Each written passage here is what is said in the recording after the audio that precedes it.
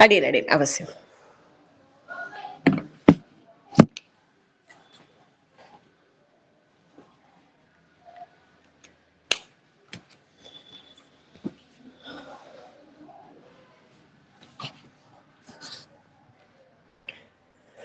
श्रीशैलेशदया पात्रं दीभक्त्यादिगुणार्णवं यतीन्द्रप्रभनं वन्दे रम्यजामातरं मुनिं लक्ष्मीनाथसमारम्भां नाथयामुनमध्यमाम् अस्मदाचार्यपर्यन्तां वन्दे गुरुपरम्पराम्.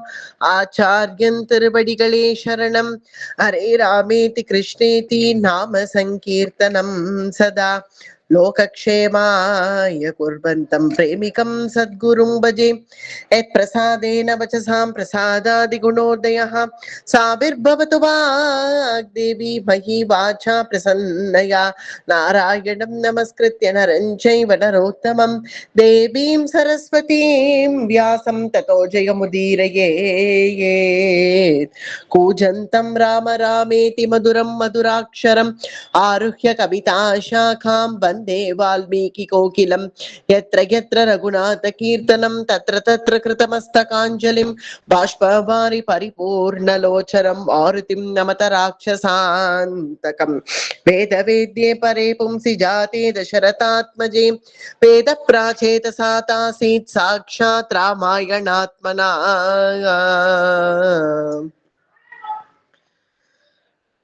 ஸ்ரீ ராமாயணத்துல பாலகாண்டம் அல்ல விஸ்வாமித்ரரோட சென்ற ராமபிரான் ராமலக்ஷ்மணாள் யஜ்ஞ சம்ரக்ஷணார்த்தம் இங்க போய் சனாதன தர்மமான யஜ்ஞத்தை சம்ரட்சிச்சு அதன் நிமித்தமாக துஷ்டர்கள் எல்லாம் ஒழிச்சு சுபாகு மாரீச்சன் தியாதி தாட்டகை முதலிய அசுரர்கள் எல்லாம் ஒழிச்சு மாரீச்சனை எங்கேயோ கொண்டு போய் வனத்துல தள்ளி, ஏன்னா அவனால பின்னாடி ஒரு காரியம் ஆக வேண்டி இருக்கு. அதனால மூணாவது விசேஷ தர்மம், சனாதன தர்மம் விசேஷ தர்மம் அல்ல விசேஷ தர்மத்துல பதிதர்களை உத்தாரணம் பண்றார். அதுதான் அகல்யா சாப விமோச்சனம். அகல்யை தனக்கு ஏற்பட்ட நிலைமையை நினைச்சு ரொம்ப வருத்தப்பட்டு தபஸ் பண்ணிட்டு இருக்கக்கூடிய அகல்யைய உத்தாரணம் பண்ணதுனாலேயே பதித பாவன சீதாராம்னு அதனாலதானே நம்ம துணிஞ்சு பாடுறோம். பதிதர்களை உத்தாரணம் பண்றத தன்னுடைய உயிர் மூச்சா வச்சுட்டு இருக்கக்கூடிய ராமபிரான் அகல்யா சாப விமோச்சனம் ஆன பிறகு மிதிலாபுரி வந்து சேர்கிறார் அப்படிங்கிற வரைக்கும் பார்த்தோம். முக்கியமா நம் முதல்லயே சொல்லியிருந்தோம், ராமாயணத்துல பகவான் என்னென்னலாம் செய்கையா காண்பிச்சானோ அததான் பகவான் பகவத்கீதையில சொல்றான். சரித்திரமா காட்டினது ராமாயணம். ராமபிரான் எப்போதுமே சரித்திரமா காட்டுவார், ஜாஸ்தி பேசுறது கிடையாது, காட்டிட்டு போவார் சரித்திரமா. அது அப்படியே பிரகடனம் பண்றார் கிருஷ்ணாவதாரத்துல. அதனாலதான் அர்ஜுனனுடைய கொடியில கூட கபித்வஜன் ஹனுமன் இருக்கார்.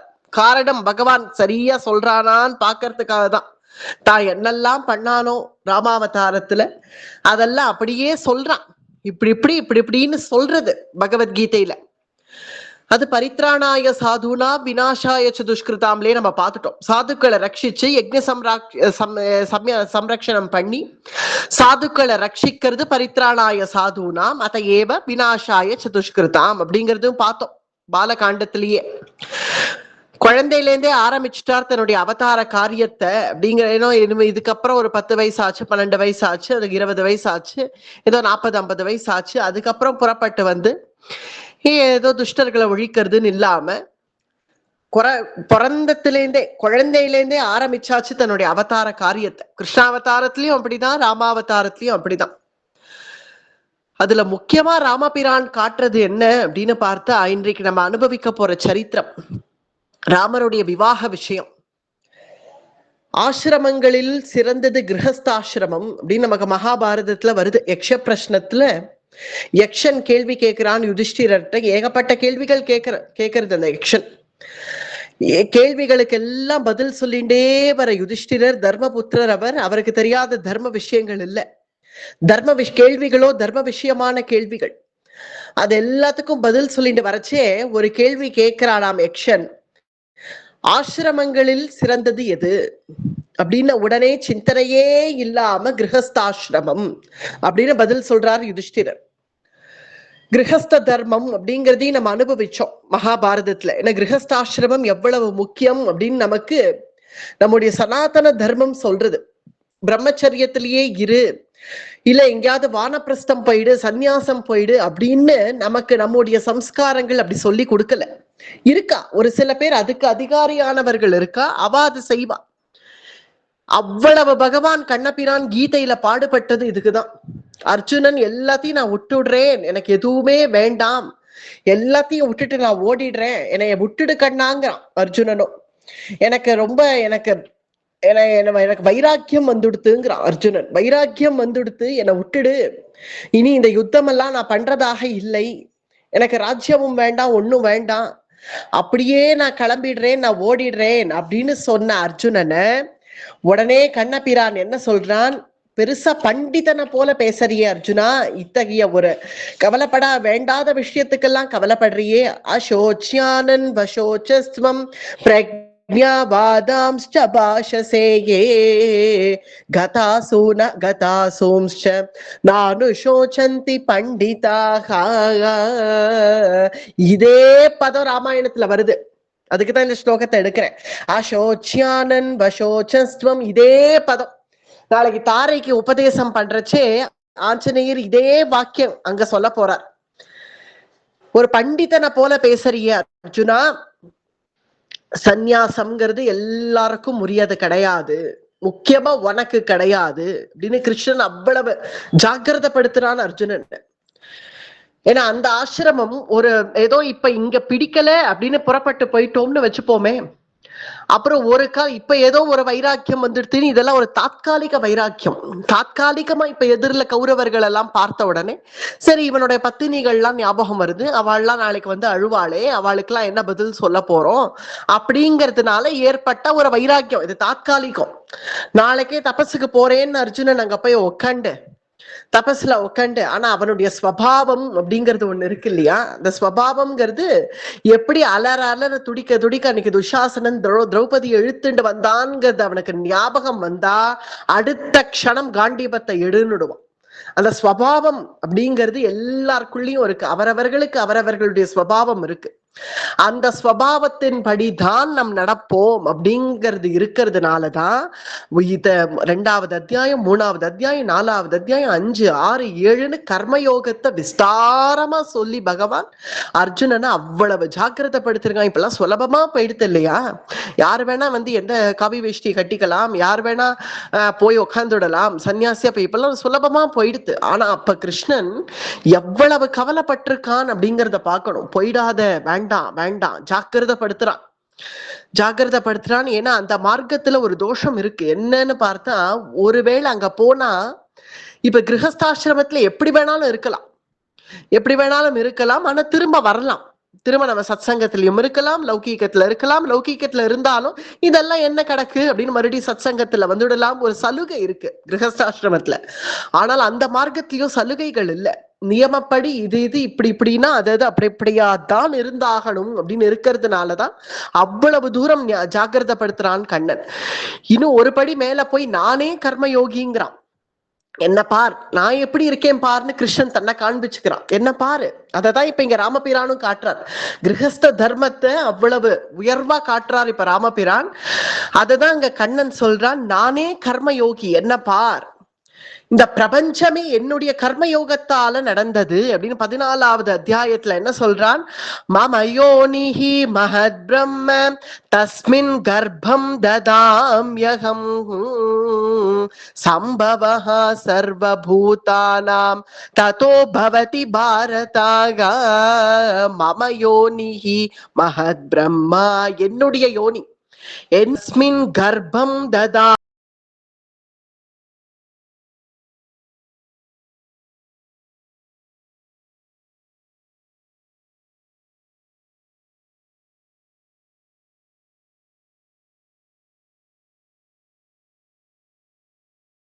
நான் கர்ப்பாதானம் பண்ணி இந்த பிரபஞ்சத்தை சிருஷ்டி பண்றேன், பிரகிருதியை கொண்டு இந்த பிரபஞ்சத்தை சிருஷ்டி பண்றேன். ஏன்னா மகாலட்சுமி அஷ்டோத்திரத்துல கூட பிரகிருத்தியை நமஹா அப்படின்னு முதல் அஷ்டோத்திரம்.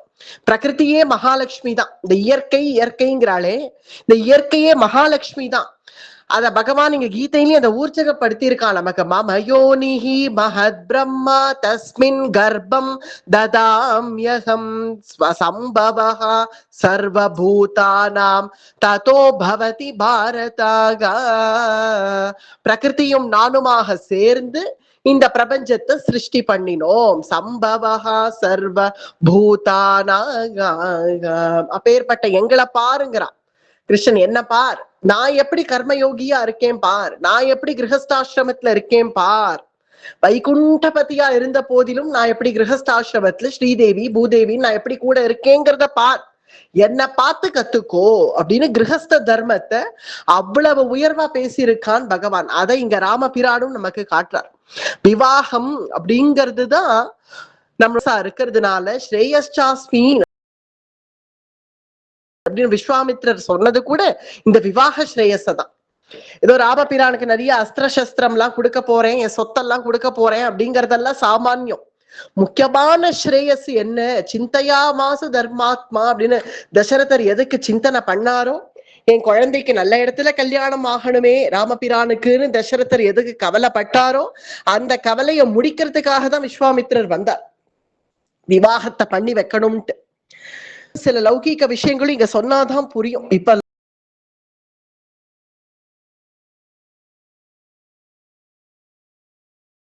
லோகம் எப்படி இருக்கு அப்படின்னு, விவாகம் அப்படிங்கிற ஒரு சனாதன தர்மத்துலதான் நம்முடைய பாரத தேசம் இத்தனை நாட்கள் இப்பவும் நகர்ந்துட்டு இருக்கு.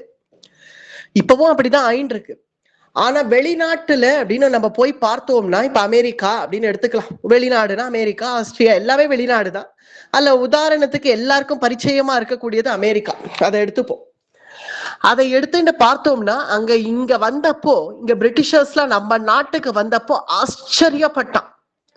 ஆச்சரியத்துல என்ன காரணம் ஆச்சரியம், இங்க இருக்கக்கூடிய நீர்வளம் நிலவளம் இதெல்லாம் பார்த்து ஆச்சரியப்பட்டானா அப்படின்னு பார்த்தா, நம்முடைய பண்பாடு நம்முடைய கலாச்சாரம், நம்ம எப்படி ஒருத்தருக்கு ஒருத்தர் அந்த கட்டுப்பாடு, இதை பார்த்துதான் ஆச்சரியப்பட்டான்.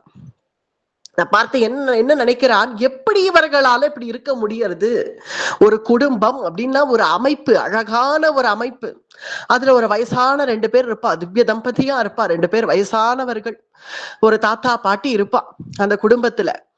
அவர்களுக்கு கீழே அவர்களுடைய பசங்கள் அவ எல்லாம் சேர்ந்து அவர்கள் எல்லாம் விவாகம் பண்ணிட்டு அவர்களுடைய குழந்தைகள், ஒரு குடும்பம்னு எடுத்தா அப்படியே ஜே ஜே ஜே ஜே ஜேன்னு இருக்கும். ஒரு கிராமத்துல ஒரு குடும்பத்தை எடுங்களேன், ஒரு குடும்பத்தை எடுத்தா அப்படி ஜே ஜே ஜே ஜேன்னு ஒரு தாத்தா பாட்டி இருப்பா, அவர்களுடைய 4 பசங்களோ 5 பசங்களோ இருப்பா. அந்த 5 குழந்தைகளுக்கு விவாகமாகி அவர்களுக்கு ஒரு 2 குழந்தைகள் 3 குழந்தைகள், அதுகள்லாம் சேர்ந்து ஒன்னா விளையாடிண்டு அவ எல்லாரையும் இந்த தாத்தா பாட்டி பராமரிச்சுட்டு அவ அப்பா அம்மா பராமரிச்சுட்டு இப்படி ஒருத்தருக்கு ஒருத்தர் ஒத்துமையா இருந்து ஒரு கல்யாணம் கார்த்தினா எல்லாரும் ஒண்ணு சேர்ந்துடுவா. இதுதான் ஒரு கிரகஸ்த தர்மம், ஒரு குடும்ப தர்மம் இல்லையா? இதை கண்டுதான் வெளிநாட்டவன் ஆச்சரியப்பட்டான். இங்க இருக்கக்கூடிய இந்த ரிசோர்சஸ்க்கு ஆசைப்பட்டான்ங்கிறது அடுத்தது. இங்க இருக்கக்கூடிய நமக்கு இருக்கக்கூடிய அந்த ரிசோர்சஸ் வேற யாருக்குமே இல்லை. நம்மளுடைய வளம் நம்முடைய செல்வம் இதெல்லாம் காட்டிலும் அவ ஆச்சரியப்பட்டது இந்த குழந்தை செல்வத்துக்கு தான். இதெல்லாம் பார்த்து ஆச்சரியப்பட்டுதான் இத முதல்ல கை வைக்கணும், முதல்ல இந்த குடும்ப தர்மத்தை கெடுக்கணும். அதுதான் divide and rule policy. Divide and ரூல்ங்கிறது நமக்கு மாநிலமா நம்மள டிவிஷன் பண்ணி, ஸ்டேட்டா டிவிஷன் பண்ணி அதுல இருந்து வந்த டிவைடுங்கிறது ஒரு பெரிய லெவல். முதல் டிவிஷன் குடும்பம், குடும்பத்தை கொலைக்கணும் அப்படிங்கிறது தான் முதல் டிவிஷன். அவாவா பிச்சுண்டு போகணும், அவாவா தனித்தனியா போயிடணும். எல்லாரும் இப்படி ஒன்னா சேர்ந்து ஒத்துமையா கோதா இருக்கிறதுனாலதான் பாரத தேசம் தழைச்சு நிக்கிறது இன்னி வரைக்கும் கூட.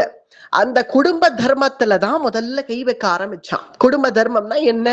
தனி கொடுத்தனம் போய் எல்லாரையும் ஒதுக்கி வை, தனித்து வச்சுடு, நீ தனியா போ. அதுல இருந்து என்ன ஆச்சு, முதல்ல என் நாடு அப்படின்னு ஆச்சு. அப்புறம் என்ன ஆச்சு, எம் மாநிலம், என் மாநிலத்தில இருந்து என்னுடைய ஊரு, என்னுடைய ஊர்ல இருந்து என்னுடைய கிராமம், என்னுடைய கிராமத்துல இருந்து என்னுடைய தெரு, அப்புறம் என்னுடைய வீடு, இல்லை என்னுடைய வீடு மொத்தம் கிடையாது, என்னுடைய மனைவி மக்கள், அப்புறம் மனைவியாவது மக்களாவது நான் அப்படின்னு ஆயிடுத்து. அப்படி ஒரு எல்லாரும் எல்லாம் கேட்டா இண்டிவிஜுவல், நான் இண்டிவிஜுவாலிட்டி நான் அப்படின்னு ஆகி இப்படி தனித்தனியா வச்சுன்னு பெரிய வீடு கட்டு, பெரிய வீடு கட்டி ஆனா நீ ஒருத்தனா இரு உள்ள போய் நீ மட்டுமே இரு அப்படிங்கிற லெவலுக்கு. ஆனா இன்னி வரைக்கும் கூட இன்னும் அந்த அளவுக்கு ஆயிடல, அந்த அளவுக்கு மோசம் ஆயிடலன்னு அடியே நினைக்கிறேன். ஆனா அப்படி ஆயிடுத்தோ என்னமோ தெரியல.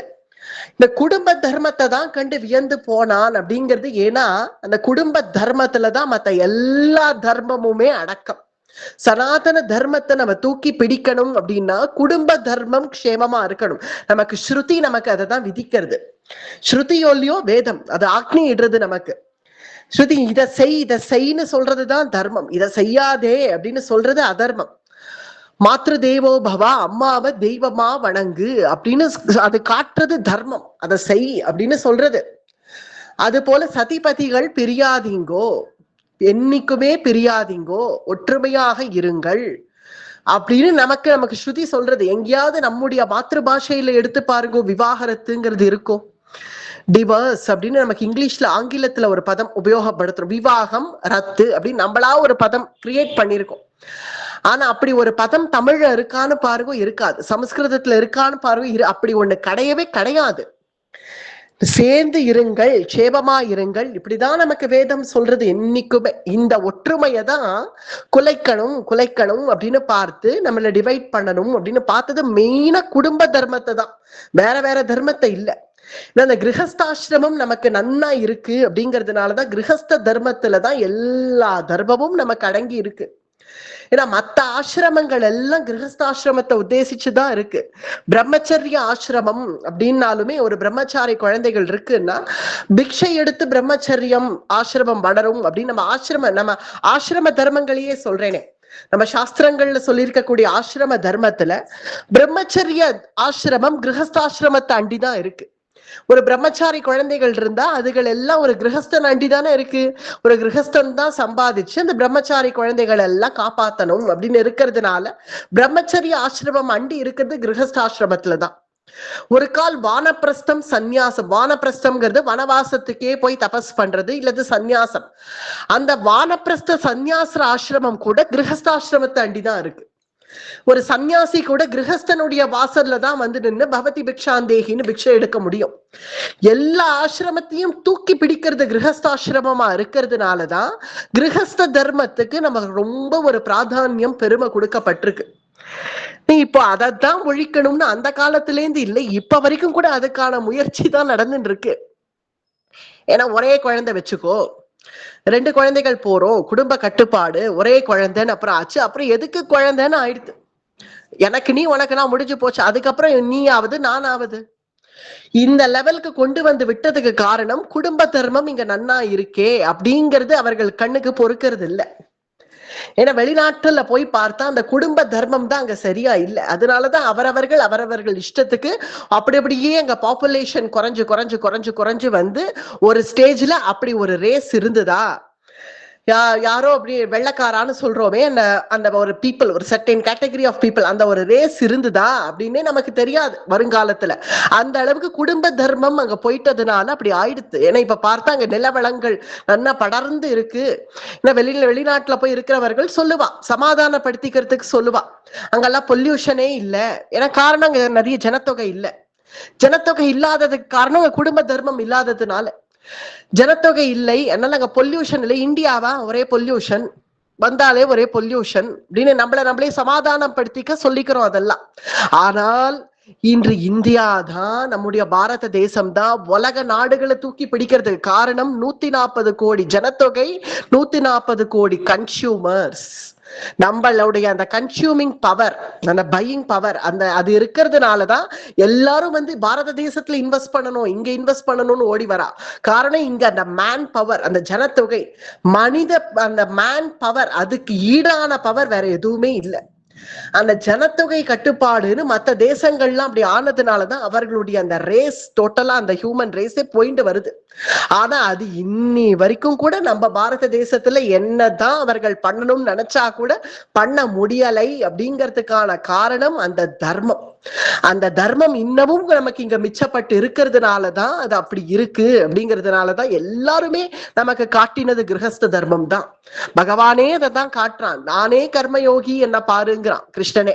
ராமபிரான் இப்ப அதை தான் காட்டுறார். சீதா பிராட்டிய விவாகம் பண்ணிட்டு கிரகஸ்தாசிரமத்துலதான் இருக்கணும்னு இருக்கார். லக்ஷ்மி நாராயணனா தான் நம்ம வழிபடுறோம். வைகுண்ட பதியேவே. ரிஷிகள் எல்லாம் எடுத்துக்கோங்க, எல்லா ரிஷிகளும் தன்னுடைய பத்தினியோட தானே இருக்கார்கள். கௌதமர் அப்படின்னா அகல்யை, அத்ரி மகரிஷி அப்படின்னா அனசூய, வசிஷ்டர் அப்படின்னா அருந்ததி, அகஸ்தியர் அப்படின்னா அகஸ்தியருக்கு ஒரு பத்தினி உண்டு, பேருக்கு சட்டுன்னு நமக்கு வரல, அகஸ்தியரோட பத்தினி.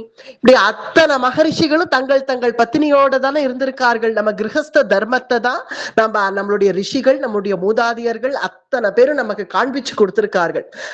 நம்மளுடைய மூதாதையர்கள் எல்லாம் எடுத்து பாருங்க, அத்தனை பேரும் கிரகஸ்தாசிரமத்துல எப்படி இருந்திருக்கார்கள். வருவாய் என்ன இருந்தாலும் அதை வச்சுட்டு நம்ம கிரகஸ்த தர்மத்தை பரிபாலிக்கணும் அப்படின்னு இருக்கிறச்சேவே இந்த ஆசிரமத்தினுடைய பெருமையை நம்ம தெரிஞ்சுக்கணும். அதனால யாராவது ஏதாவது விவாகம் பண்ணிக்க மாட்டேன் அப்படிதான் இருக்கணும், அப்படிதான் இரு அப்படின்னு சொல்றது ஒரு ஸ்டைல் கிடையாது. விவாகத்தினுடைய அதனுடைய இம்பார்ட்டன்ஸ் எல்லாம் நம்ம சொல்லி கொடுக்க வேண்டியது பெரியவர்களுடைய கடமை. கிரகஸ்த தர்மத்துல எப்படிலாம் நம்ம இருக்கணும், கிரகிணியோட சேர்ந்து இருந்து நம்ம எப்படி நம்ம தர்மத்தை பரிபாலிக்கணும், நம்ம கைங்கரியம் பண்ணணும் அப்படிங்கறத அவர்களுக்கு சொல்லி கொடுக்க வேண்டியது நம்முடைய கடமை. நம்ம தர்மத்தை மேற்கொண்டு எடுத்துன்னு போகணும். நம்ம வரக்கூடிய சந்ததியினர்கள்ட்ட நம்முடைய கைங்கரியத்தை, நம் தர்மங்களை நம்ம ஒப்படைச்சிட்டு போகணும். அப்பதானே பாரத தேசம் தழைஞ்சு நிற்கும். வரக்கூடிய சந்ததியினர்களே யாருமே இல்லைன்னா ஒரு காலத்துல ஒரு ஸ்டேஜ்ல ஒருத்தருமே இல்லை அப்படின்னா வேறவர்கள் ஏன் வந்து ஆக்கிரமிக்க மாட்டா நம் தேசத்தை ஜாக்கிரதையா நமக்கு வரக்கூடிய சந்ததியினர்கள்ட்ட ஒப்படைச்சிட்டு போகணும் அப்படிங்கிறதுக்காக தான் கிரகஸ்தாசிரமம். அந்த கிரகஸ்தாசிரமத்திலையும் பகவதர்ப்பணமாக கர்மயோகியாக இருந்து பகவதாராதனம் பண்ணி கிரகிணியோட கூட சேர்ந்து பகவதாராதனம் பண்ணி பகவான் அடையறதே நம்முடைய லட்சியமா இருக்கிறதுனால அந்த கிரகஸ்த தர்மத்தை தான் நம்மளுடைய சாஸ்திரங்கள் தூக்கி பிடிக்கிறது அப்படின்னு. நான் லௌகிக்க விஷயங்கள் கொஞ்சம் பேசிட்டேன்னு நினைக்க வேண்டாம். கிரகஸ்தாசிரமத்தினுடைய பெருமையை சொல்லணும் தான் இதை சொல்ல வந்தேன். நான் பகவானே அந்த ஆசிரமத்தை காட்டுறான் அப்படிங்கிறதுனால பகவான் ஜனகருடைய ஆசிரமத்துல, ஜனகனுடைய யஜ்ஞசாலையில வந்து ஜனகனே சொக்கி போனான் அப்படிங்கிறத பூர்வ பிரவச்சனத்துல பார்த்தோம். ஜனகனே சொக்கி போவானாகில் அந்த ஊர் ஜனங்களை பத்தி கேட்க வேண்டியது இல்ல. மிதிலாபுரிக்கு நடத்தியே வீதியோட அழிச்சுன்னு வரார் விஸ்வாமித்ரர். காரணம் அத்தனை பேரும் பார்க்கட்டும்னு ஒரு ஆசையோட கூட, எல்லாரும் பார்க்கட்டுமே, எல்லாரும் ராஜகுமாரனா பகவான் இருந்தப்போ, ராமபிரான் இருந்தப்போ யாராலையும் பகவானை போய் அப்படி சுலபமா பார்த்துட முடியாது இல்லையா. ராஜகுமாரன் இப்ப தெருவோட வீதியோட நடந்து போறதுனால அத்தனை பேர்களும் வெளியில வந்து மிதிலாபுரி பூரா கூடித்தான் பகவானை பார்க்கறதுக்காக. பார்த்து சொக்கி போறார்கள். இதுதான் கம்பனுடைய வர்ணனை. போன பிரவச்சனத்திலே பார்த்தோம். தோள் கண்டார் தோளே கண்டார், தொடுகழல் கமல வண்ண தாள் கண்டார் தாளே கண்டார், தடக்கை கண்டாரும் அக்தே. ராமபிரானுடைய தோளினுடைய அழக பார்த்தவர்கள் இந்த தோளை தாண்டி வேற எங்கேயும் பார்க்க முடியலையாம், அங்கேயே வெச்ச கண் வாங்காம பார்த்துட்டு இருக்கார்கள். தாள் கண்டார் தாளே கண்டார், அவருடைய திருவடியினுடைய அழக பார்த்தவர்கள் அந்த திருவடியே பார்த்துட்டு இருக்கார்கள், வேற எங்கேயும் அந்தண்ட இந்தண்ட கண்கள் போலையாம். திருவடியிலேந்து ஆரம்பிச்சு முகம் வரைக்கும், திருமுகம் வரைக்கும் பார்த்துடணும் அப்படின்னு தான் ஆசையா இருக்கு.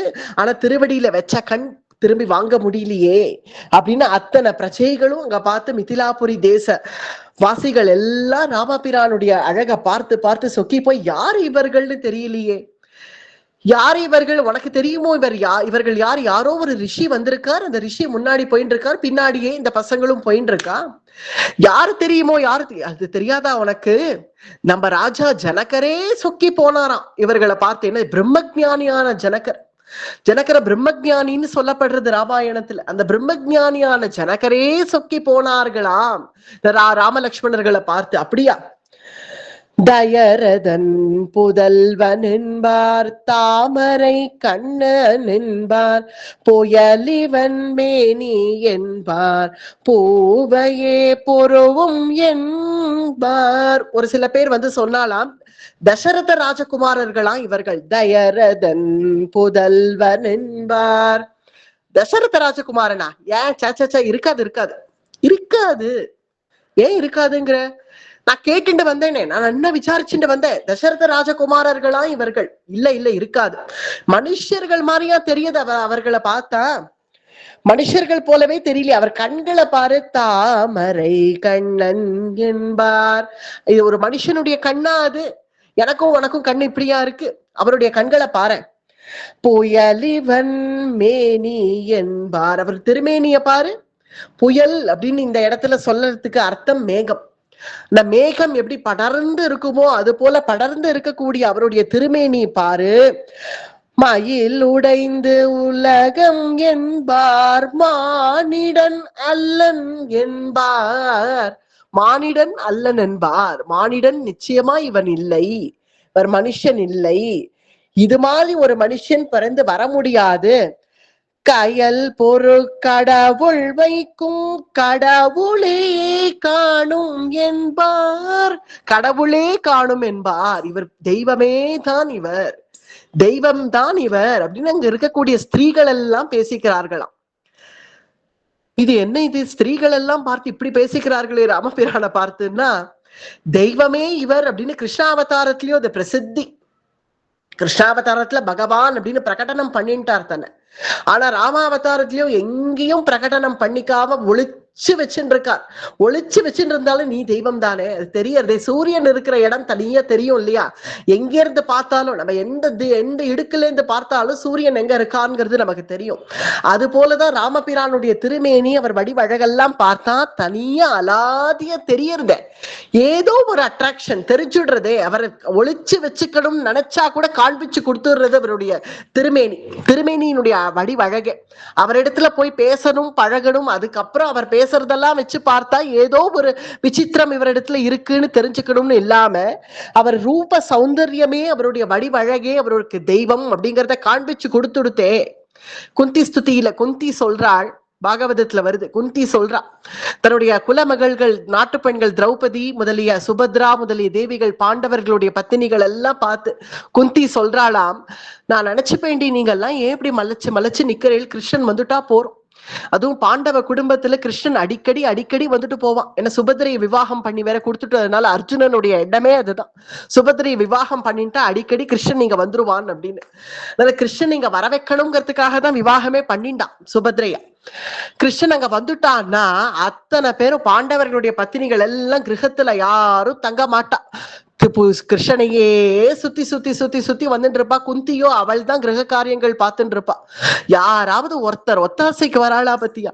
அத்தனை பேரு கிருஷ்ணன் வந்தாச்சுன்னா அங்க போய் ஒட்டின்றுவா. அப்படி என்னத்தான் பண்றார்களோ கிருஷ்ணனோட புரியலையே அப்படின்னு அடிக்கடி குந்தி நினைச்சுப்பலாம்.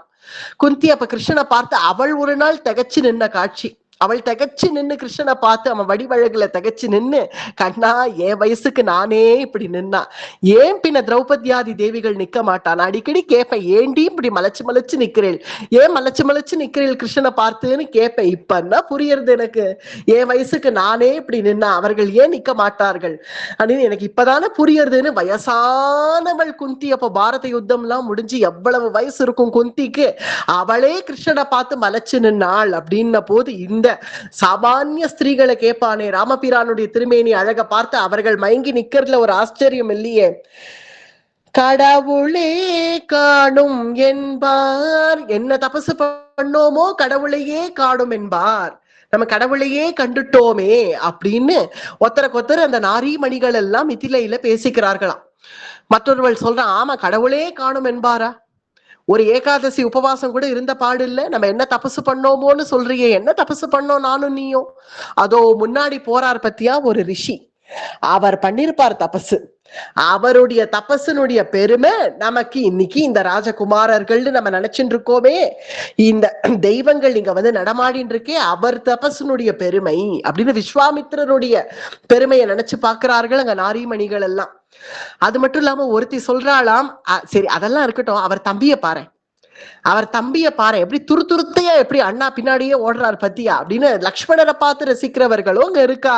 இப்படி மிதிலாபுர வாசிகள் பூரா ராமபிரானும் லக்ஷ்மணரும் விஸ்வாமித்திரர் பின்னாடி போற அந்த காட்சியை பார்த்து ரசிச்சுட்டு இருக்கிறச்சே, எப்போதுமே ஒரு கவிஞனுக்கு ஒரு ஆசை வரும் இல்லையா, விவாகம் பண்ணிக்க போறவா பார்க்கணுமே, அந்த நாயகியும் நாயக்கனும் பார்த்தா எப்படி இருக்கும் அப்படின்னு ஒரு கவிஞன் ஆசைப்படுறது ஒரு சகஜம் தானே. ஆனா வால்மீகி மேல எவ்வளவு மதிப்பு இருக்கு கம்பனுக்குன்னு நமக்கு தெரியும். ஏன்னா கம்பராமாயணம் கம்பன் ஆரம்பிக்கிறச்சேவே வால்மீகி அவ்வளவு பிரைஸ் பண்ணிதான் ஆரம்பிக்கிறார். வால்மீகி கொடுக்கல இங்க, வால்மீகி ராமாயணத்துல இது வரல. எங்கேயுமே வரல. பிராட்டியும் பெருமாளும் பார்த்துண்டார், அவ 2 பேரும் பார்த்துண்டா எப்படி இருந்திருக்கும் விவாகத்துக்கு முன்னாடின்னு வால்மீகி ராமாயணத்துல வரல. ஆனா கம்பனுக்கும் அதை வர்ணிக்கணும்னு ரொம்ப ஆசை. இப்படி வீதியில பெருமாள் இப்படி புறப்பட்டு போயிட்டே இருக்கிறச்சு சாமானிய ஜனங்கள் எல்லாம் இப்படி பேசிக்க அங்க 2 தோழிகள் இருந்தாளாம். ஒரு 2 பேர் அயோத்தியிலேந்து வாக்கப்பட்டு வந்தவள் ஒருத்தி, மிதிலையிலேயே பிறந்து வளர்ந்தவள் ஒருத்தி. 2 பேரும் தோழிகள், 2 சாமானிய ஸ்திரீகள், 2 பேரும் தோழிகள். அயோத்தியிலேந்து வாக்கப்பட்டு வந்தவள், உதாரணத்துக்கு நம்மளே ஒரு பேர் கொடுப்போம், ஏன்னா பேர்லாம் நமக்கு தெரியாததுனால நம்மளே ஒரு பேர் கொடுப்போம். ஷாமளா, கோமளா அப்படின்னு நம்மளே ஒரு பேர் கொடுப்போம். இந்த ஷாமளா அப்படிங்கிறவள் அயோத்தியிலேந்து வாக்கப்பட்டிருக்கா, வாக்கப்பட்டு இங்க மித்திலையில வந்து வாழ்ந்துட்டு இருக்கா. இந்த கோமளா அப்படிங்கிறவள் மித்திலையிலேயே பிறந்து அங்கேயே வளர்ந்தவள். இந்த அடிக்கடி இந்த அயோத்தியிலேந்து வந்தவள் அவள் சொல்லுவள், ராமபிரானுடைய திருமேனி, அவருடைய வடிவழகு இதெல்லாம் நீ பார்த்திருக்கியா? எங்களுடைய ராஜகுமாரன், அத்தகைய ராஜகுமாரன் எப்படி ஜொலிப்பான் தெரியுமா? அத்தகைய ராஜகுமாரனுக்கு ஒரு ராஜகுமாரி இனி பிறந்து கூட வர முடியாது, ராமபிரானுடைய வடிவழகே தனி அப்படின்னு அவள் சொல்லுவளாம். இவளோ அந்த மித்திலையிலேயே இருக்கிறவள், அவள் சொல்லுவள், அடட நீ என்ன இப்படி சொல்ற? எங்க சீதா பிராட்டிய நீ பார்த்திருக்கியா? சீதையினுடைய வடிவழக நீ பார்த்திருக்கியா? அவளுடைய ரத்ன சுருக்கமான அவளுடைய திருமேனியை நீ பார்த்திருக்கியா? அவளுடைய கால் திருவடி அழக நீ பார்த்திருக்கியா? எங்க சீதைக்கு நிகர் வேற யாராவது இருப்பாளா? இது வரைக்கும் எந்த புருஷனும் இனி பிறந்திருக்க கூட முடியாது எங்க சீதைக்காக அப்படின்னு இவள் சொல்லுவலாம்.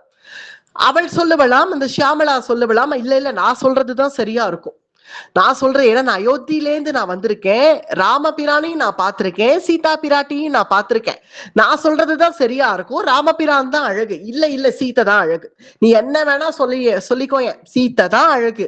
2 பேருக்கும் பரஸ்பரம் சண்டை முத்தி போச்சு. சண்டை முத்தி போய் நீ நான் உன் முகத்திலேயே முழிக்க மாட்டேன்னு 2 பேரும் காவிட்டுட்டான்.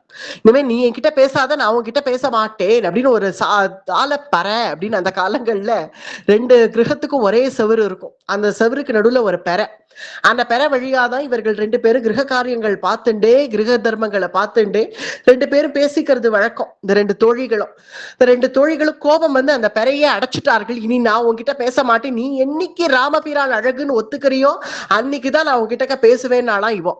அவ சொன்னால, நீ என்னைக்கு என்னுடைய நாயகி சீதை தான் அழகுன்னு ஒத்துக்கிறியோ அன்னைக்குதான் நான் உன் முகத்திலேயே முழிப்பேன் போடின்ட்டு போயிட்டாலும். 2 பேரும் தரையை அடைச்சுட்டார்கள், ஒருத்தருக்கு ஒருத்தர் பேசிக்கிறதே இல்லை. இன்றைய தினம் எப்படியாவது அவளுக்கு எப்படி நான் ப்ரூவ் பண்ணுவேன்னு அந்த ஷியாமளாக்கு ஒரே தலைவலி. நான் போய் சொல்ல முடியுமா அயோத்தியில போய் ராஜகுமாரன்ட்ட, அதுவும் பார்க்க விடுவாளா ராமபிரான?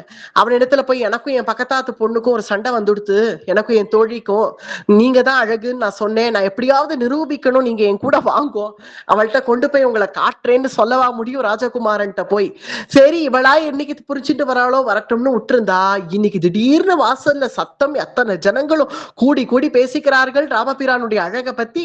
இத பார்த்த உடனே அப்படி யார் வந்திருக்கா அப்படின்னு இவள் போய் பார்த்தாளா, ராமபிரான் தெருவோட என்ன போறார், அதுவும் நடந்து போறார், நம்ம காண்றது நிஜம்தானா அப்படின்னு இவள் பார்க்கிறாள். ஆமா ராமபிரான் தானே, இத்தனை வருஷமா பார்த்திருக்கோமே, நமக்கு அவரை தெரியாதோ, ராமபிரான் தானே போறார் அப்படின்னு தெரிஞ்ச உடனே, கோமளா இங்க வா இங்க வான்னு கத்தராளாம். இங்கேருந்து கத்தின உடனே அவள் ரொம்ப நாள் கேட்ட குரலா இருக்கே, இத்தனை நாட்கள் சண்டை வந்துடுத்து பிரிஞ்சுட்டோமே, அத்தகைய தோழி நம்மள எதுக்காக இப்ப கூப்பிடுறான்னு, என்ன ஆச்சு, ஏன் கத்தின்னு இருக்க கார்த்தாலேருந்து, என்ன ஆச்சு அப்படின்னதும், இங்க வா காட்டுறேன், இங்க வா, அங்க பார், என்னுடைய ராமபிரான பார், தெருவோட போறார் பார், அது வாழ் கொண்ட கண்ணார்.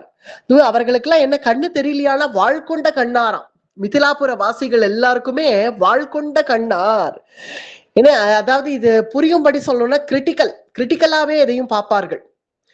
அப்படி எனக்கு புரிஞ்ச வரைக்கும் சொல்றேன். கிரிட்டிக்கலா எதை பார்த்தாலும், யாரை பார்த்தாலும் ஒரு சந்தேகம், கிரிட்டிக்கல் திங்கிங்னு சொல்லுவாங்க.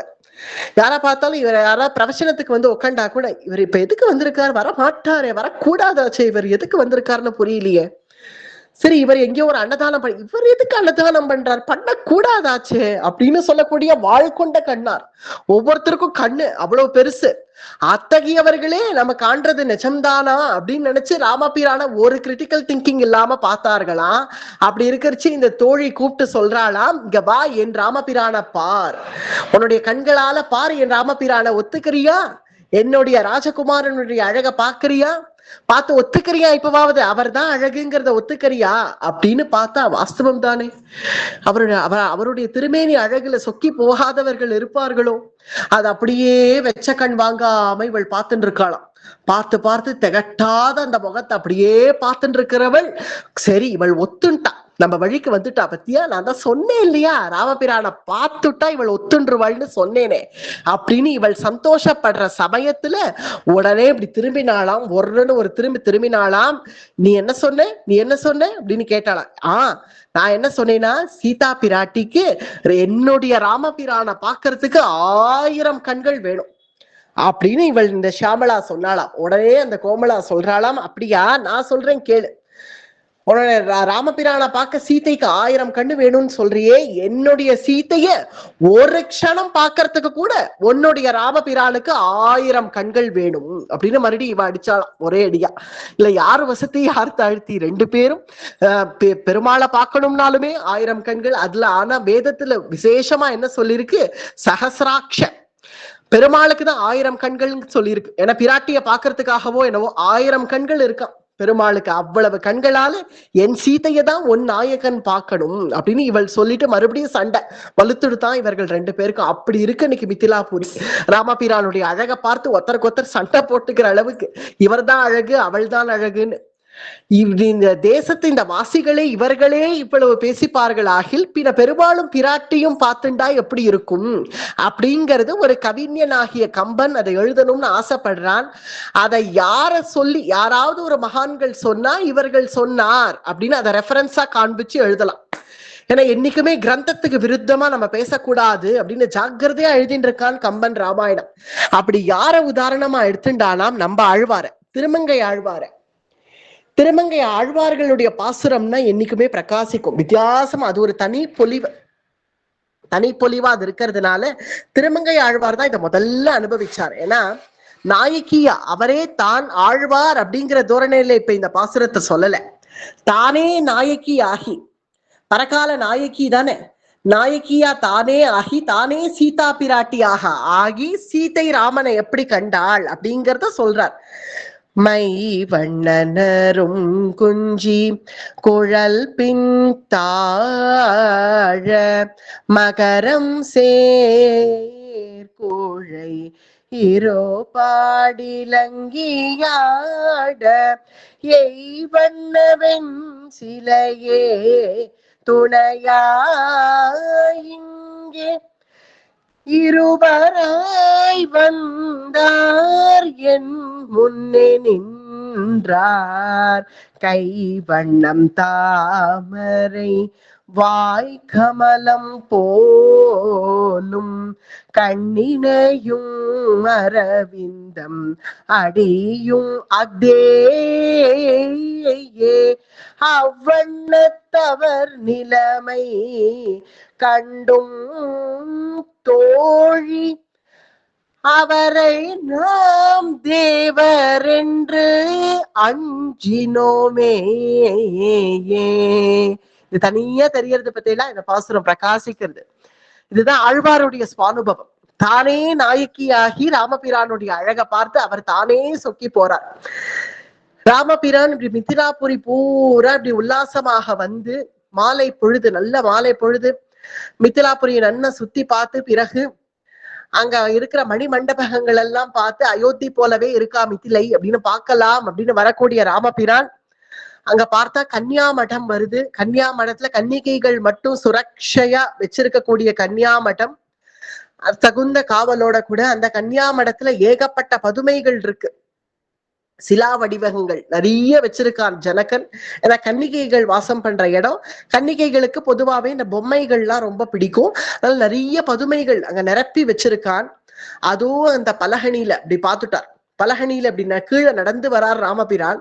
பிராட்டியோ அங்க பலகணியில மேல நிக்கிறா. பலகணியில ஒரு பதுமை நிக்கிறது, ஒரு பதுமை அதாவது ஒரு பொம்மை நிக்கிறது. அதை பார்த்தா இவ்வளவு ஆச்சரியமா செதுக்கியிருக்கானே இந்த பதுமைய, எப்படி செதுக்க முடியும் அப்படிங்கிற அந்த ஒரு ஆச்சரியத்துல அப்படி கம்பீரமா பாக்குறார் ராமபிரான். அந்த பதுமைய பார்த்தா திடீர்னு அது கண்ணை சிமிட்டுறது, இப்படி ஆடுறது, தலை அசைக்கிறது, இதெல்லாம் பார்த்த உடனே ஓஹோ இது பதுமை இல்ல போல இருக்கே, ஒரு கன்னிகை போல இருக்கே, ஒரு ஸ்திரீ போல இருக்கே அப்படின்னு நினைச்சு உடனே தலையை குனிஞ்சுட்டாராம். தலையை குடிஞ்சுன்றதுனால சங்கோச்சி ராமபிரான் சங்கோச்சப்பட்டுட்டார். பார்த்ததும் இப்படி தலையை குனிஞ்சுட்டார். தலையை குனிஞ்ச உடனே அங்கேருந்து பிராட்டி எதை பாக்குறா, முதல்ல தலையை குனிஞ்ச உடனே ஜடகுஞ்சம் தானே தெரியறது, முதல்ல தலை தானே தெரியறது, சிகை தானே தெரியறது. யாரோ ஒரு ரிஷி, தபஸ் பண்ண ரிஷி விஸ்வாமித்திரர், அவரே காக்கபக்ஷ தரம் வீரம்னு மயங்கிருப்பாராகில், பிரம்மஜானியான ஜனகனே காக்கபக்ஷ தரம் வீரம் அவரும் மயங்கிருப்பாராகில், பிராட்டி ஏன் மயங்க மாட்டார்? இல்ல ஜட கொஞ்சம் தான் முதல்ல தெரியறதுனால மை வண்ணனரும் குஞ்சி, அந்த குஞ்சினாலே அந்த சிக்கை மை வண்ணன் அரும் குஞ்சி, அது எப்படி இருக்காம், மை வண்ணம். ஏதோ அங்க நடுப்புற எங்கேயோ ஒரு இடத்துல பார்த்தா ஒரு நரமுடி இருக்குன்னு இல்லாம கரு கரு கரு கருன்னு இருக்கக்கூடிய அந்த மை வர்ணத்துல இருக்கக்கூடிய மை வண்ண நரும் குஞ்சி, இது தலையை குனிஞ்சுட்டார் ராமபிரான். ஏன்னா இது ஸ்திரீ அப்படிங்கிற பதுமை இல்ல, ஒரு கன்னிகை அப்படின்னு தெரிஞ்சதும் தலைன்றதுனால பூர்ண தலையும் கேசமும் தரிசனம் கிடைக்கிறது சீதா பிராட்டிக்கு. அதனால மை வண்ணனரும் குஞ்சி குழல் பின் தாழ, குழல் பின் தாழ, பின்னாடி அதுக்கு எப்படி அது தோள்பட்ட வரைக்கும் அப்படி தாழ்ந்து இருக்கான். மை வண்ணனரும் குஞ்சி குழல் பின் தாழ மகரம் சேர்கூழ, மகரம் வேற சேர்ந்து இருக்கு. அதாவது இப்ப பேக்குக்கெல்லாம் அப்படி ஃபேஷனா ஒண்ணு போட்டு வச்சிருக்கோம்ல ஒரு மணி, அந்த மணி அப்படி ஜிலுக்கு ஜிலுக்குன்னு ஆடும். அது போல ஒரு மகரம், ஒரு மகரம் ராஜ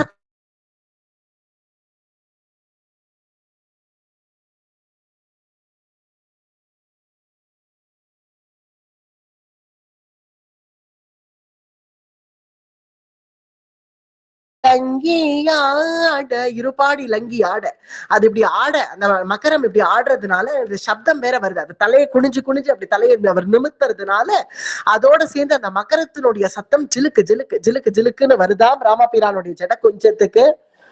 ஏய் வண்ணவெண் சிலையே துணையாய் இங்கே, அதாவது என்ன கையில துணை, ராஜகுமாரர்கள்னா கூட பாடி கார்ட் வேண்டாமா, கூட யாராவது காவலர்கள் கூட வந்திருக்காளோன்னு பார்த்தா தனியா தன்னந்தனியா வந்திருக்காரு. தன்னந்தனியா ஏதோ சதுரங்க சைன்யத்தை ஒண்ணு தசரதர் அனுப்பலையே. யுத்தத்துக்குன்னா விஸ்வாமித்திரர் கேட்டார், யுத்தத்துக்காக புறப்படுறேன் ராஜகுமாரர்களை அனுப்புன்னு கேட்டு வாங்கிட்டு போன, யுத்தத்துக்குன்னு தெரிஞ்சா சதுரங்க சைன்யத்தை பின்னாடியே அனுப்புறேன்னு அனுப்ப வேண்டாமோ, அவ்வளவு நம்பிக்கை. அவ்வளவு நம்பிக்கை யார் மேல, விஸ்வாமித்திரர் மேல, தன் பிள்ளை மேல இல்ல. ஏன்னா அவன் குழந்தை, என்ன அவனுக்கு என்ன தெரியுங்கிறார் தசரதர். ஆனா விஸ்வாமித்திரர் மேல அவ்வளவு நம்பிக்கை.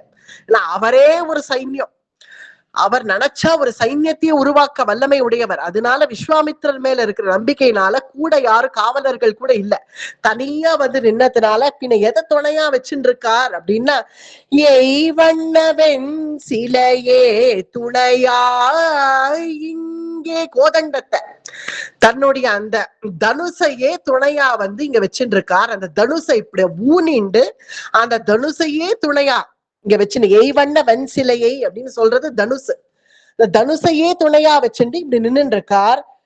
இருவராய் வந்தார் என் முன்னே நின்றார், இருவராய் வந்தார், ஏன்னா ராமலட்சுமணால் சேர்ந்து வந்திருக்கா. இருவராய் வந்தார், ஆனா என் முன்னே நின்றார், ஒருத்தர் தான் நின்றார். ஏன்னா அது பதிவிரதா ஹிருதயம் சீதா பிராட்டிக்கு. அதனால ரெண்டு பேரா வந்தா கூட அதுல யாருடைய முகம் அவளுக்கு தெரியறதுன்னு பார்த்தா ராமபிரானுடைய முகம் தான் தெரியறது.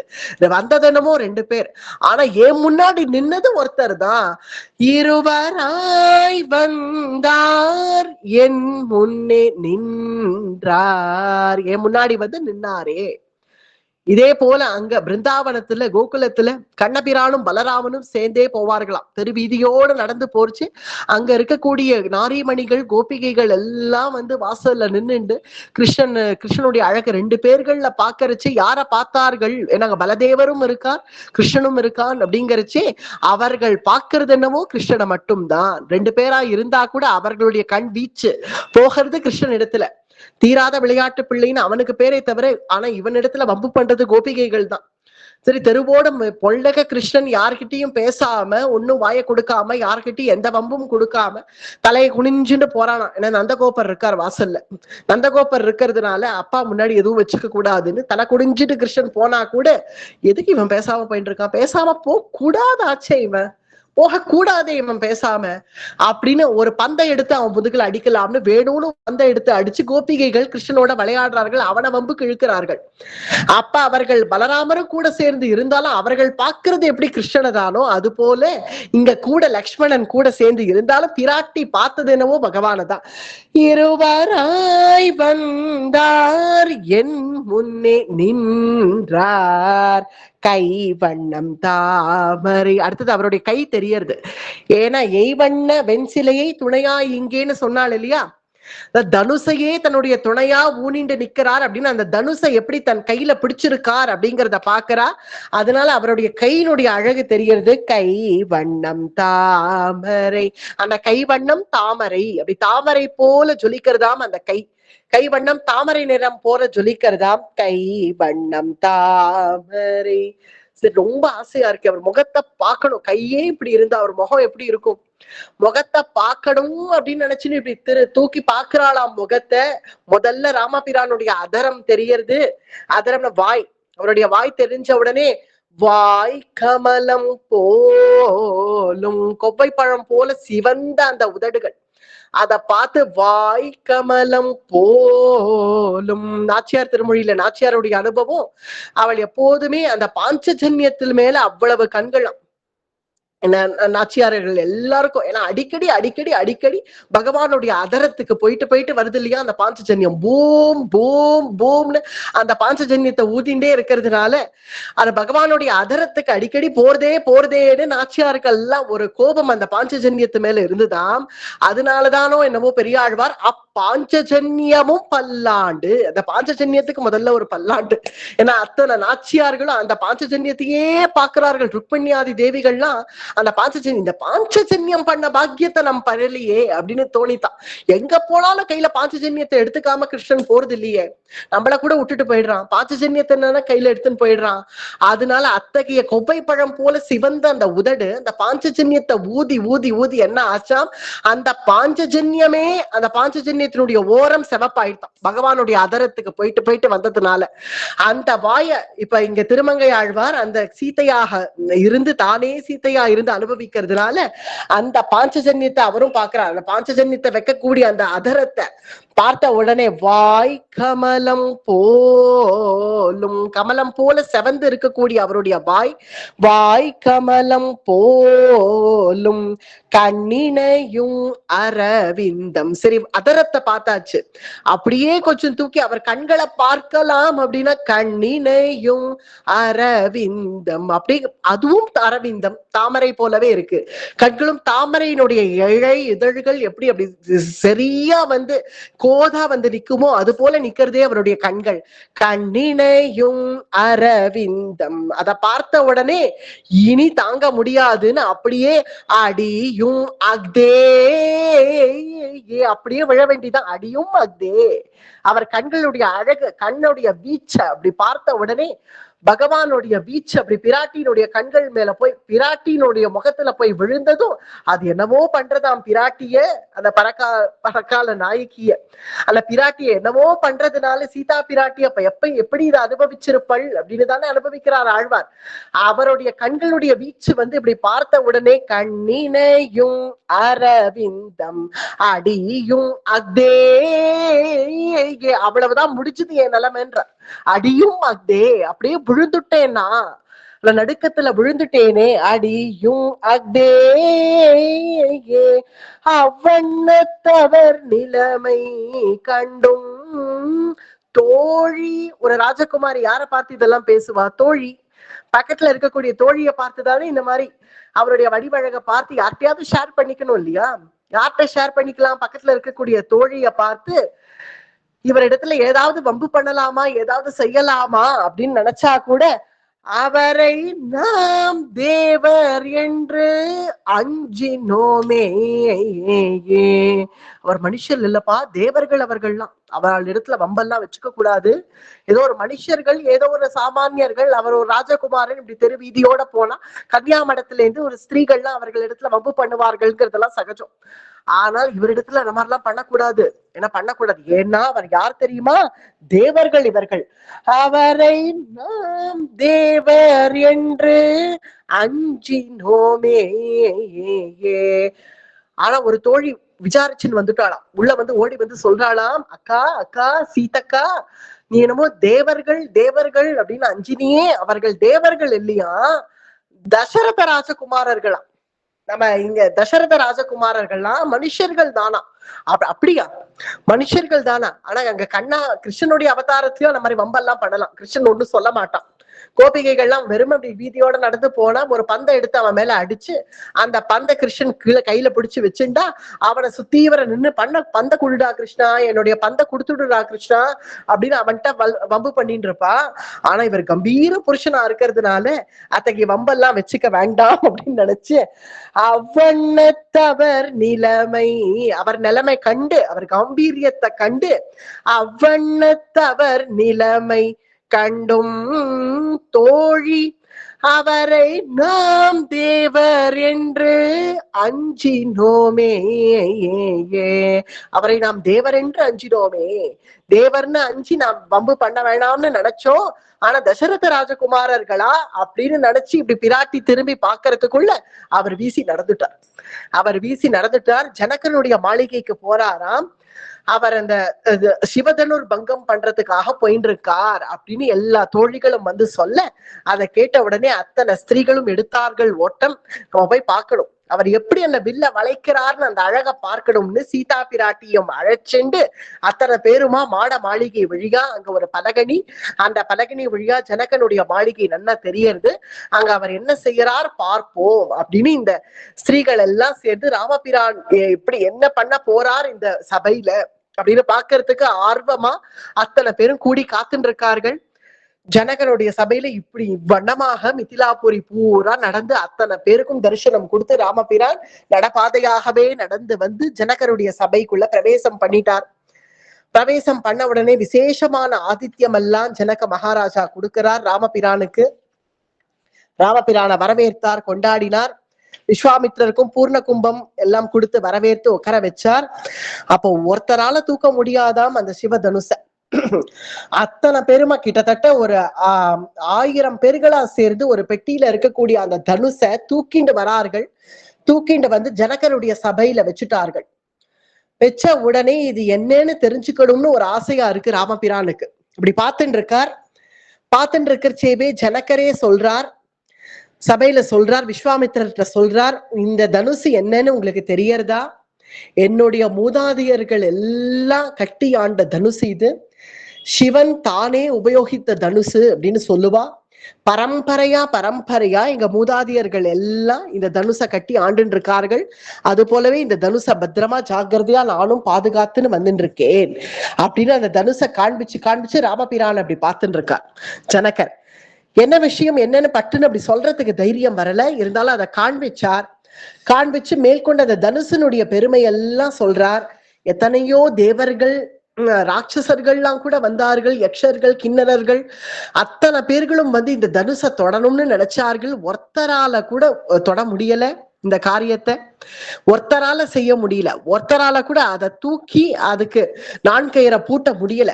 அத்தகைய கனமான இந்த தனுசு இது யார் கைக்கும் அவ்வளவு சுலபமாக போயிடாது. அதனால நான் ஒரு வீரிய சுல்கமாகவே இந்த தனுசை வச்சுட்டேன். இந்த தனுசை நான் என்ன பண்ணிட்டேன், இந்த தனுசை யாரு உதாரணம் பண்றார்களோ அவர்களுக்கு தான் என் கன்னிகையாகிய என்னுடைய ரத்னமான சீதையை நான் கொடுப்பேன் அப்படின்னு நான் பிரதிஜ்ஞையும் பண்ணி வீரிய சுல்கமாக நான் இதை வச்சுட்டேன். இது வரைக்கும் இதை யாருமே இதை தொடக்கூட முடியலை அப்படின்னு ஜனகர் சொன்ன உடனேவே, அது எப்படி விஸ்வாமித்திரர் பாக்குறா, அது எப்படி ஜனகா, யாராலையும் தொட முடியாதுன்னு அவ்வளவு சுலபமா சொல்லிட்டியே, பக்கத்துல ராமபிரானை வேற வச்சுண்டு அப்படின்னு நினைச்ச உடனே என்ன சொல்றாராம் விஸ்வாமித்திரர், இந்த தனுசை இப்ப ராமபிரான் எடுக்கணும். அதை என்ன சொல்லலாம் ராமபிரான்ட்டு? குழந்தை தானே. ஏன்னா அப்படித்தானே விஸ்வாமித்திரர் இப்ப பிரேம பாவத்துக்குள்ள போயிட்டார். பிரேம பாவத்துல போய் ராமபிரானையே குழந்தையாக பாவிச்சுண்டு குழந்தையாகவே லாலனை பண்ணிட்டு அப்படி இருக்கக்கூடிய விஸ்வாமித்திரர் இப்ப இந்த தனுச தூக்குன்னு அதுக்கு எப்படி வீரபாகுவா இருக்கணும். ஹே வீரபாகோ தனுச தூக்கு அப்படின்னு சொல்லல. ஏ சத்ருஞ்சயா எழுதி தனுச தூக்கு அப்படின்னு சொல்லல. பின்ன என்னதான் சொல்றார்? பின்ன ஒரு வீரியம் வேண்டாமா தனுச தூக்கிறதுக்கு? இந்த வீரத்தை வர்ணிக்க வேண்டாமோ? அந்த வீரத்தை வர்ணிச்சு சொன்னாரோ அப்படின்னு பார்த்தா அப்படி எதுவும் சொல்லாம என்ன சொல்றாராம்? வத்சா, குழந்தை, குழந்தைன்னே கூப்பிடுறா. வத்சா, ஹே வத்சா, இந்த தனுசை நீ தூக்கி பார், இதை தொட்டு பார், அதை எடுக்க முடியுமா பார், குழந்தைன்னு கூப்பிடுறாராம். ஏன்னா எப்படியோ 38 வயசாகி அப்பதான் ராவண வதம் மாறுது, அப்பதான் வீரபாகுவா பகவான் இருக்காருன்னு இல்லாம குழந்தை ராமன் கிட்ட கூட அந்த வீரம் இருக்கும். அது விஸ்வாமித்திரர் குழந்தை ராமன் குழந்தையாகவே பாவிச்சு நீ எடு தனுச. ஆனா 38 வயசாகியும் அப்போ ராவணவதமாகி அத்தனை தேவர்களும் பிரத்யட்சமாயிட்டார்கள். 30 கோடி தேவர்கள் பிரத்யட்சமாயிருக்கார்கள். ராவணவதம் ஆயிருக்கு. தசரதரே பிரத்யட்சமானார். தசரதரே பிரத்யட்சமாகி 38 வயசு இருக்கக்கூடிய ராமபிரான தன் குழந்தைன்னு வான்னு கூப்பிட்டு ஆலிங்கனம் பண்ணி தன் மடியில உட்கார வச்சுட்டாராம். பெரிய ராமர் கிட்டக்க கூட குழந்தை ஸ்வபாவம் இருக்கும். குழந்தை ராமர் கிட்டக்க கூட வீரபாகுவான ஸ்வபாவம் இருக்கும். அததான் இங்க விஸ்வாமித்திரர் குழந்தை இந்த தனுச தூக்கு, வத்சா இந்த தனுச தூக்கு அப்படின்ன உடனே ராமபிரான் எழுந்தார். எழுந்து விஸ்வாமித்திரருக்கு முதல்ல அஞ்சலி பண்ணார். அஞ்சலி பண்ணி அந்த தனுசை அப்படி தொடுறார். இப்படி தொட்டு இப்படி பாக்குறார். அத்தனை பேர் இந்த சபையில பாக்குறார். ஒரு சிரிப்பு சிரிக்கிறார். இந்த தனுசை தொடரார். சபையில பாக்குறார், சிரிக்கிறார், தனுசை தொடரார். எடுத்துட்டா எல்லாரும் வெச்ச கண் வாங்காம பாக்குறார்கள். பாக்குற அத்தனை வித்திலாபுரி வாசிகள் பூரா ராமபிரானுடைய வடிவழக 2 நாளா அனுபவிச்சுட்டு இருக்கார்கள். அவர் வந்து 2 நாள் ஆச்சு. 2 நாளா அனுபவிச்சுட்டு இருக்கார்கள். இவரோ தனுசை தொடரார், பாக்குறார், தனுசை தொடரார், பாக்குறார். அத்தனை பேரும் வெச்ச கண் வாங்காம ராமபிரானுடைய கையையே கை வண்ணம் தாமரை, தாமரை போல இருக்கக்கூடிய அவர் கையே பாக்குறார். ஏன்னா இப்ப கைதான் ஏன் பாக்குறாருன்னா அந்த கைதான் தனுசு அப்படி விளையாடிட்டு இருக்காரு. அந்த தனுசை அப்படி தொடராரு, சபையை பாக்குறார், தனுசை தொடராரு, சபையை பாக்குறார். இப்படியே இருக்க இப்படி விளையாடிட்டு இருக்க எடுத்துட மாட்டாரா அப்படின்னு ஜனக்கன் வெச்சக்கன் வாங்காம எடுத்துட்டா தேவலையே, இப்படி விளையாடிட்டு இருக்கானே இந்த பிள்ளையாண்டா, எடுத்துட்டா தேவலையேன்னு அவர் வெச்சக்கன் வாங்காம பாக்குற சமயத்துல திடீர்னு என்ன பண்ணாராம்? பட்டுன்னு அந்த தனுசை ஒரு தூக்கினாராம். சுலபமா தூக்கிட்டாராம். தத்பபஞ்சதனுர்மத்யே நரஸ்ரேஷ்டோ மகாயசாஹ. தத்பபஞ்சதனுர்மத்யே ஒரு க்ஷணத்துல இப்படி தூக்கினாராம். தத்பபஞ்சதனுர்மத்யே நரஸ்ரேஷ்டோ மகாயசாஹ தஸ்ய சப்தோ மகாநாசீன் நிர்காதமசினஸ்வனஹா தத்பபஞ்சதனுர்மத்யே. ஒரு இத்தனை நேரம் விளையாடிட்டு இருந்த ராமபிரான் ஒரு க்ஷணத்துல அப்படியே டக்கான்னு ஒரு தூக்கினாராம். தத்பபஞ்ச அப்படின்னு அதுக்குதான் இங்க சொல்லப்படுறது. ஒரே க்ஷணத்துல தத்பபஞ்சதனுர்மத்யே. அதாவது பபஞ்ச அப்படின்னு சொன்னது நான்கயிறை மட்டும் பூட்டணும் தூக்கணும் அப்படிங்கிறதுதான். ஆனா அவர் சிவதனுர் பங்கமே பண்ணிட்டார். தத் பபஞ்ச தனுர் மத்தியே அதை எடுத்து ஒரு வளையே வளைச்சுட்டாராம். தத் பபஞ்ச தனுர் மத்தியே அப்படின்னு அவர் எடுத்த உடனே ராமபிரானோட தனுஷ் அப்படி தூக்கின உடனேவே ராமபிரானுடைய புகழ் எல்லா சர்வலோகங்களையும் எட்டித்து. அத்தனை பேருமா வந்து ஹே ஸ்ரீராம் ஸ்ரீராம் அப்படின்னு ராமபிரானுக்கு மங்களாசாசனம் பண்றார்கள். தேவர்கள் எல்லாம் புஷ்பமாரி பொழிகிறார்கள். ராமபிரானுக்கு புஷ்ப வருஷம் செய்யறார்கள். அப்படி தனுச ஊனின்று இப்படி பகவான் நிக்க, சிவதனுச பங்கம் பண்ணி அதை ஊனின்று இப்படி கம்பீரத்தோட பகவான் நிக்க, அந்த வில்ல ஒரு வளைச்சு நிக்க, உடனே சீதா பிராட்டி ஜானகி வீரிய சுல்கம் நிரூபணம் ஆயிடுத்து இல்லையா? ஜானகி கையில மாலைய தூக்கிண்டு ராமபிரான் எதிரில வரா. எதிரில லெச்சையோட தள்ள குனிஞ்சபடி ராமபிரான் எதிரில வந்து நின்னு ராமபிரானுடைய தோல்ல அந்த மாலைய போட்டுடணும் அப்படிங்கிறதுக்காக வர, அவருடைய உயரம், தேவியோ தலை குனிஞ்சு நிக்கிறாள், அவரோ உயரமா நல்ல கம்பீரமா நிக்கிறார். ஏற்கனவே கம்பீர புருஷனா இருக்கக்கூடிய ராமபிரான் கம்பீரத்தோட நிற்பார். இப்ப இன்னும் தலையை நிமித்தின்றாராம். தலையை குனிய வேண்டாமோ, குனிஞ்சல்லவோ கழுத்தை காட்டணும் மாலை போடுறதுக்கு, குனிய வேண்டாமோட இன்னும் தலையை அப்படி தூக்கி நிக்கிறார். தூக்கி நிக்கிறதுக்கான காரணம் ஜனகரை பார்த்து சொல்றார், என்னுடைய அப்பா என்ன நினைக்கிறார்னு தெரியல. தசரதருக்கு தெரியாது இல்லையா விஷயம். அவர் ஒத்துண்டாராகில் அவர் சம்மதம்னு சொல்லட்டும். அவர் ஒத்துண்டாளாகில் அடுத்த க்ஷணம் நான் மாலையை வாங்கிட்டுறேன். சீத்தை கிட்ட இருந்து நான் மாலையை வாங்கிட்டுடுவேன். என்னுடைய அப்பாவுடைய ஆக்னியை தெரியாம நான் நடந்துக்க கூடாது. இதுதான் ராமாவதாரம். ராமபிரான் எல்லாத்துக்கும் அப்பா அம்மாவையே பார்த்துட்டு இருக்கக்கூடிய அவதாரம் இது. கிருஷ்ணாவதாரம் அப்படி இல்லை. அது வசுதேவருக்கு கூட சொல்லாம ஓடின அவதாரம். அது ஓடி போய் ருக்மிணி குட்டிய தூக்கின ஒரு அழகு. அது ஸ்ருத்வா குணான் புவன சுந்தரான்னு பீஷ்மகருக்கு கூட தெரியாம கடிதம் எழுதின அவதாரம். அது ரசம். அங்க ரசம் ஜாஸ்தி இருக்கு கிருஷ்ணாவதாரத்துல. இங்கேயோ தர்மம். இது தர்மம், அது ரசம். அதனாலதான் கிருஷ்ணாவதாரத்தை கேட்டு அனுபவிக்கலாம், ரசமா இருக்கும். ஆனா இதுவோ தர்மம், நம்ம அனுஷ்டானத்துக்கு கொண்டு வரணும் அப்படிங்கிறதுனாலதானே ராமபிரான் ஒவ்வொன்னத்தையும் காட்டுறார். இப்படி எங்கேயாவது ஏதாவது ஒரு சூழ்நிலை ஏற்பட்டிருந்தா பட்டுன்னு கல்யாணத்தை பண்ணின்னு போய் நிக்க கூடாது. அங்க ஒரு சுச்சுவேஷன் அப்படி ஆயிடுத்து, கல்யாணம் பண்ணிட்டேன் அப்படின்னு அப்பா அம்மா எதிரில போய் அப்படி நிக்க கூடாது இல்லையா? அதனால எங்க அப்பா வரட்டும், அவர் ஆக்னியை இடட்டும், அவர் என்ன சொல்றாரோ அதன்படி கேட்கிறேன். ஏன்னா இப்படிதான் சாமானியால் தர்மத்தை கடைபிடிக்கணும் அப்படின்னு ராமபிரான் காட்டுறதுனால அப்பாவனுடைய ஆக்னை தெரியட்டும் அப்படின்னு சொல்ல அடுத்த க்ஷணம் ஜனகர் பட்டோல எழுதுறார். ஒரு பத்திரிகை எழுதி அனுப்புறார் தசரதருக்கு. உங்களுடைய புத்திரன் இங்க வீரிய சுல்கத்தினால ஜெயிச்சு நிக்கிறான், சிவதனுர் பங்கம் பண்ணி அதை ஜெயிச்சு தனுச ஊனின்று நிக்கிறான், உங்களுடைய அபிப்பிராயம் தெரியணும் அப்படின்னு பத்திரிகை எழுதி அனுப்பின உடனே அங்க தசரதரோ கவலைப்பட்டு இருக்கார்.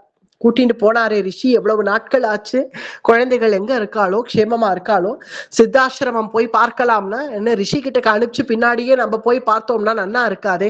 அப்புறம் என்ன நினைச்சுப்பார் ரிஷி, இப்பதானே குழந்தைகள் அனுப்பிச்ச பின்னாடியே நீ வந்துட்டியே தசரதா அப்படின்னு நினைச்சுக்க மாட்டாரோ.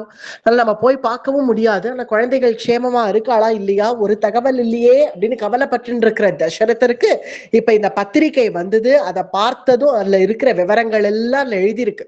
ராமபிரான் வந்தது, மிதிலாபுரி பூரா சொக்கி போனது, அவர் அங்க சிவதனூர் பங்கம் பண்ணது, இதெல்லாம் அந்த கடிதத்துல இருக்கவே பரம சந்தோஷப்பட்டார் தசரதர்.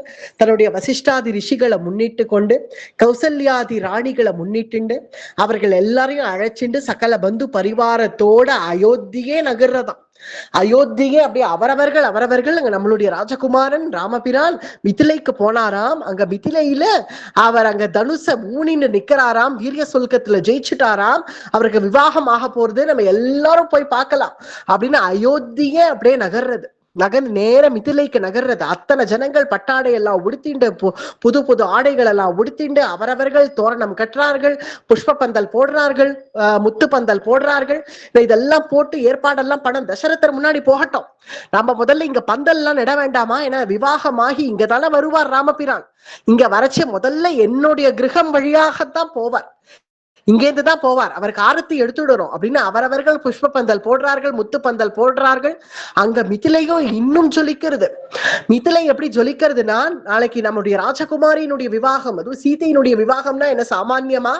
அங்க அவரவர்கள் அங்க தோரணம் கட்டுறார்கள், மாவில உடைக்கிறார்கள்.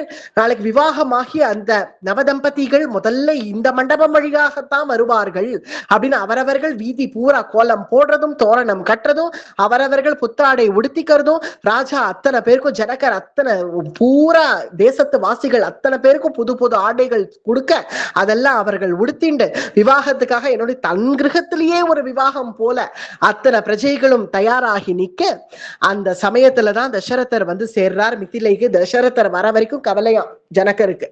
வந்து என்ன சொல்லுவாரோ தெரியலையே, என்ன கேட்காம என்னமா நீ இதெல்லாம் செஞ்ச, அதெல்லாம் ஒண்ணுமே கிடையாது, வா அப்படியே திரும்ப கிளம்புறோம் பார் அப்படின்னு சொல்லிடுவாரோ, இல்ல எல்லாத்தையும் ஏத்துப்பறோ, ஒன்னும் தெரியலையே என்ன பண்ணுவாரோ தெரியலையேன்னு கவலைப்பட்டுட்டே இருந்த ஜனகருக்கு அங்க வந்துட்டாராம் தசரதர். அங்க வந்த உடனே பிரசன்னமான முகத்தோட கூட, சந்தோஷமான முகத்தோட கூட ஜனகரை பாக்குறார்.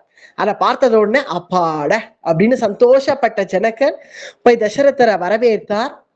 தசரதருக்கு வேண்டிய அத்தியம் பாத்தியம் போன்ற மரியாதை எல்லாம் கொடுத்து தசரதரை வரவேற்க அழகா பேச தெரியணும்.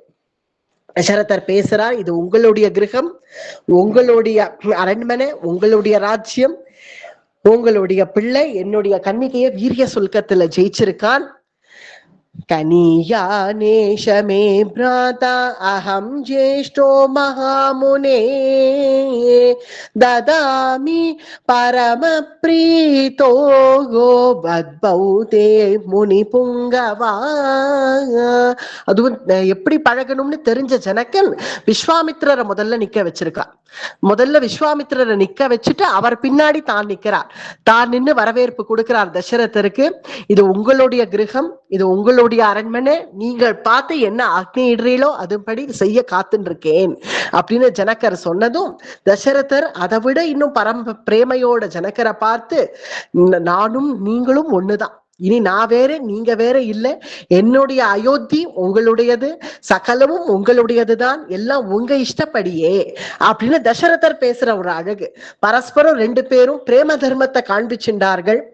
பிறகு தன்னுடைய பிராத்தா, தன்னுடைய சகோதரனை கை காண்பிச்சு ஜனகர் சொல்றார், எனக்கு சகோதரன் இருக்கான், என்னுடைய சகோதரனுக்கு அவனுக்கும் 2 கன்னிகைகள் இருக்கா, எனக்கு 2 கன்னிகைகள், என்னுடைய 2 உங்களுக்கு எப்போதுமே ஒரு குழந்தைக்கு ஏதாவது ஒரு அப்புச்சி கொடுத்தா கூட, இனிப்பு கொடுத்தா கூட, ஒரு 4 குழந்தைகள் இருந்தா 4 குழந்தைகளுக்கு சேர்த்து தானே கொடுப்பா. அது போல இங்க ஆறுது, ராமபிரானுடைய சகோதரர்களுக்கும் சேர்ந்தே ஆறுது. குஷத்வஜன் அப்படின்னு ஜனகருடைய சகோதரன், அவனை கை காண்பிச்சு இவனுக்கு 2 கன்னிகைகள், அதனால எனக்கு 2 கன்னிகைகள், அதனால உங்க 4 குழந்தைகளுக்குமே விவாகம் முடிச்சிடலாம், நீங்கள் அனுமதிச்சா 4 பேருக்குமே விவாகத்தை முடிச்சிடலாம். நிகத்யதம் முனி சிரேஷ்டா சுதன்வானம் நராதிபம் சாம்காஷ்யே பிராத்தரம்.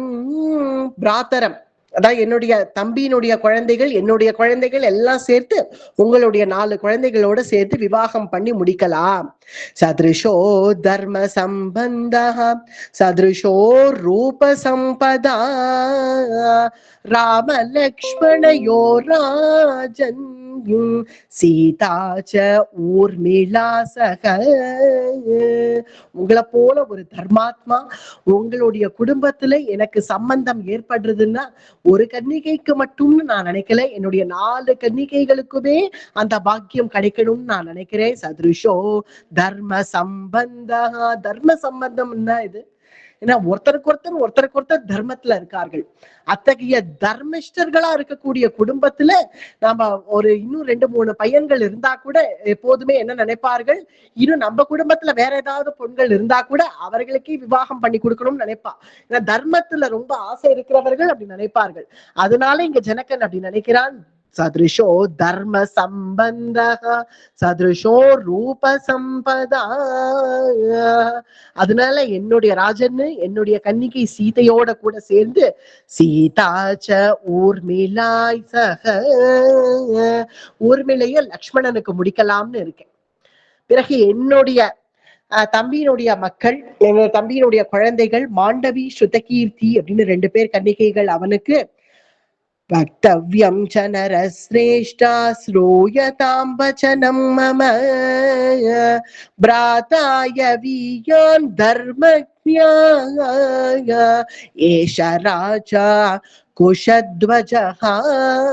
அந்த குஷத்வஜனுடைய கன்னிகைகளை உங்களுடைய பரத சத்ருக்னாளுக்கு மாண்டவி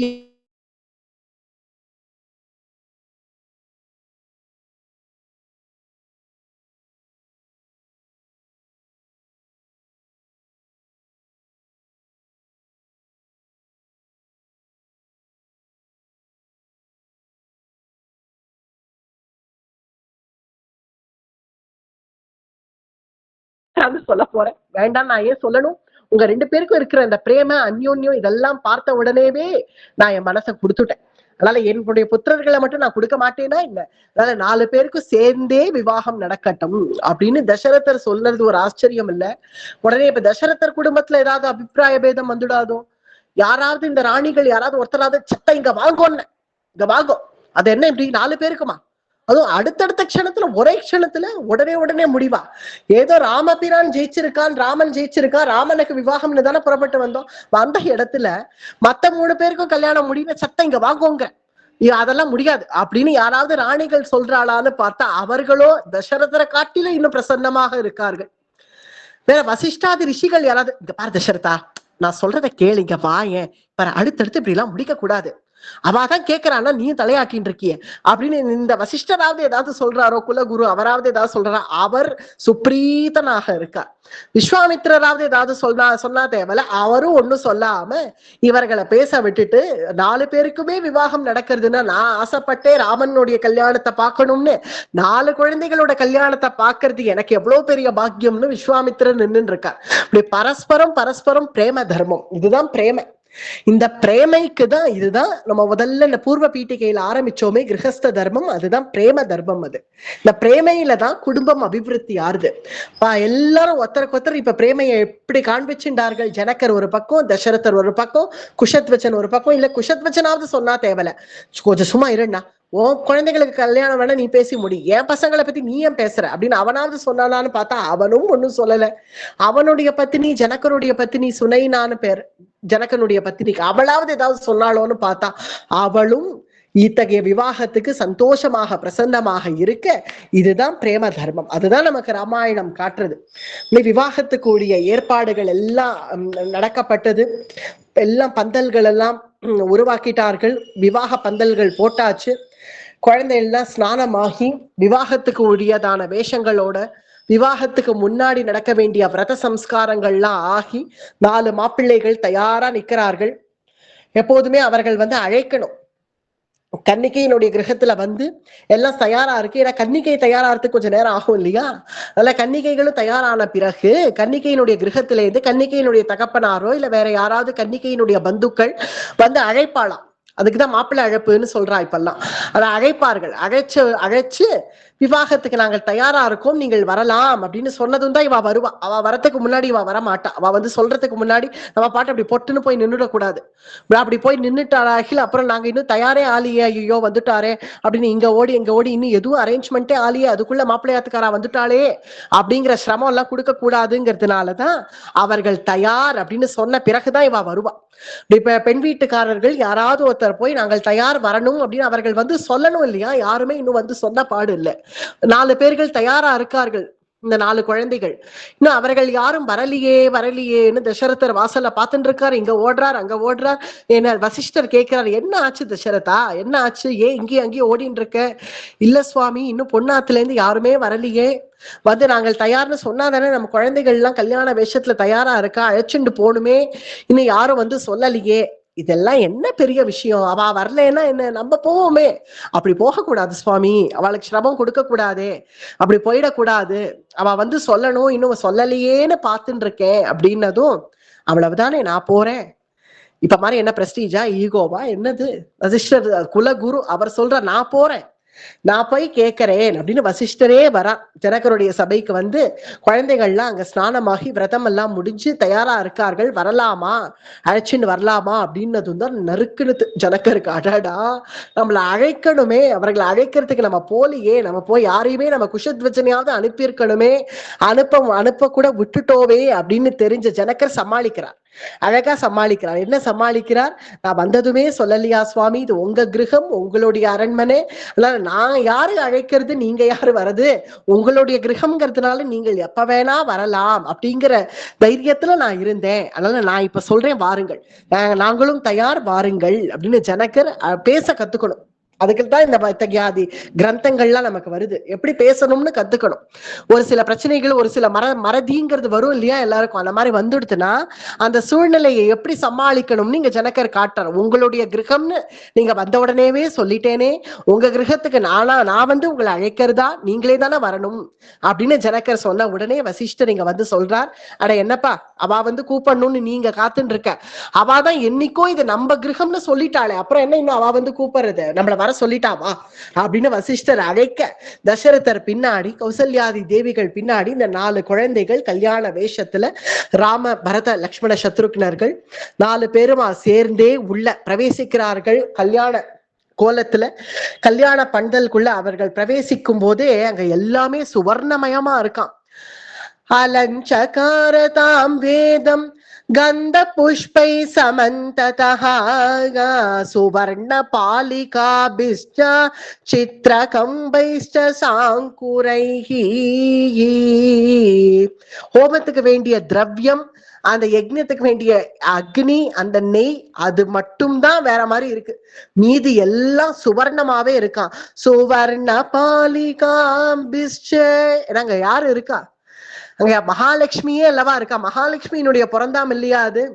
எல்லாம் சுவர்ணமயா. அந்த அக்னிக்கு ஆக்குத்தி கொடுக்கக்கூடிய அந்த அக்னி கிண்ணம் சுவர்ணத்துல இருக்கான். அந்த நெய்யை எடுத்து இப்படி சுவாகான விடுவாளே, அந்த நெய்யை எடுத்து விட வேண்டிய அந்த உத்திரணி சுவர்ணத்திலேயே இருக்கான்.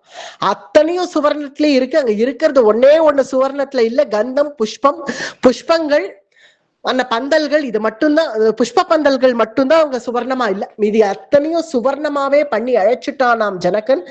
ஒரு கன்னிகைக்கு கல்யாணம்னு இல்லாம 4 கன்னிகைகளுக்கும் சேர்ந்தே கல்யாணம் ஆறுதுனால மணி தேங்காய் கொடுத்து தசரதரை மரப்படி உள்ள அழைக்க, ராம லட்சுமணாலோட பரத சத்ருகுணாலோட தன்னுடைய ராணிகளோட தசரதர் வசிஷ்டரை முன்னிட்டு உள்ள வந்த உடனே கல்யாண பந்தல்ல ராமபிரான் இப்படி நின்ன உடனே, கம்பீர புருஷனா அவர் இப்படி நின்ன உடனே மஞ்ச வேஷ்டியோட அங்க சீதா பிராட்டிய கல்யாண அலங்காரம் பண்ணி தோழிகள் எல்லாம் அழைச்சிட்டு வர, எல்லாருமா சேர்ந்து அலங்காரம் பண்றார்கள் சீதா பிராட்டிக்கு.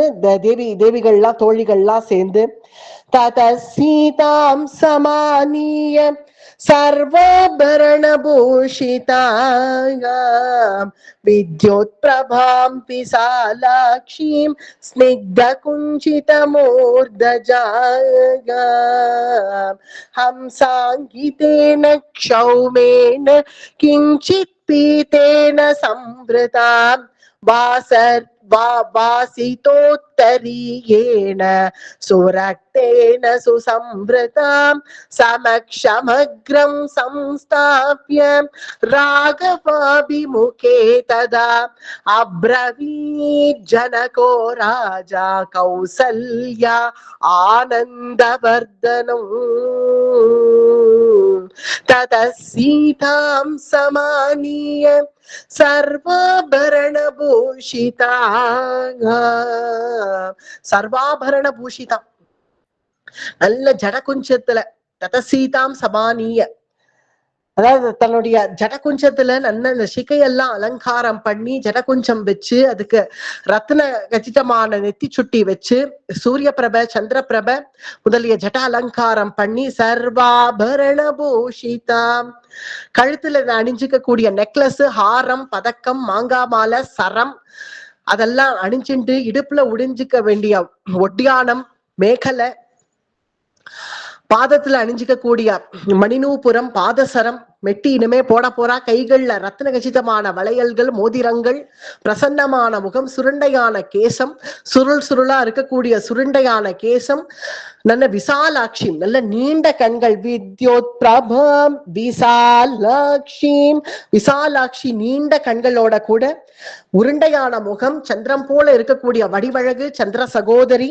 வித்யோத் பிரபம் விசாலாட்சியும் ஸ்னிக்த குஞ்சித மூர்தஜாம், ஸ்னிக்த குஞ்சித, அவளுடைய ஜட குஞ்சம், ஏன்னா அவள் பகவானுடைய ஜடகுஞ்சத்தை வர்ணிச்சாள்.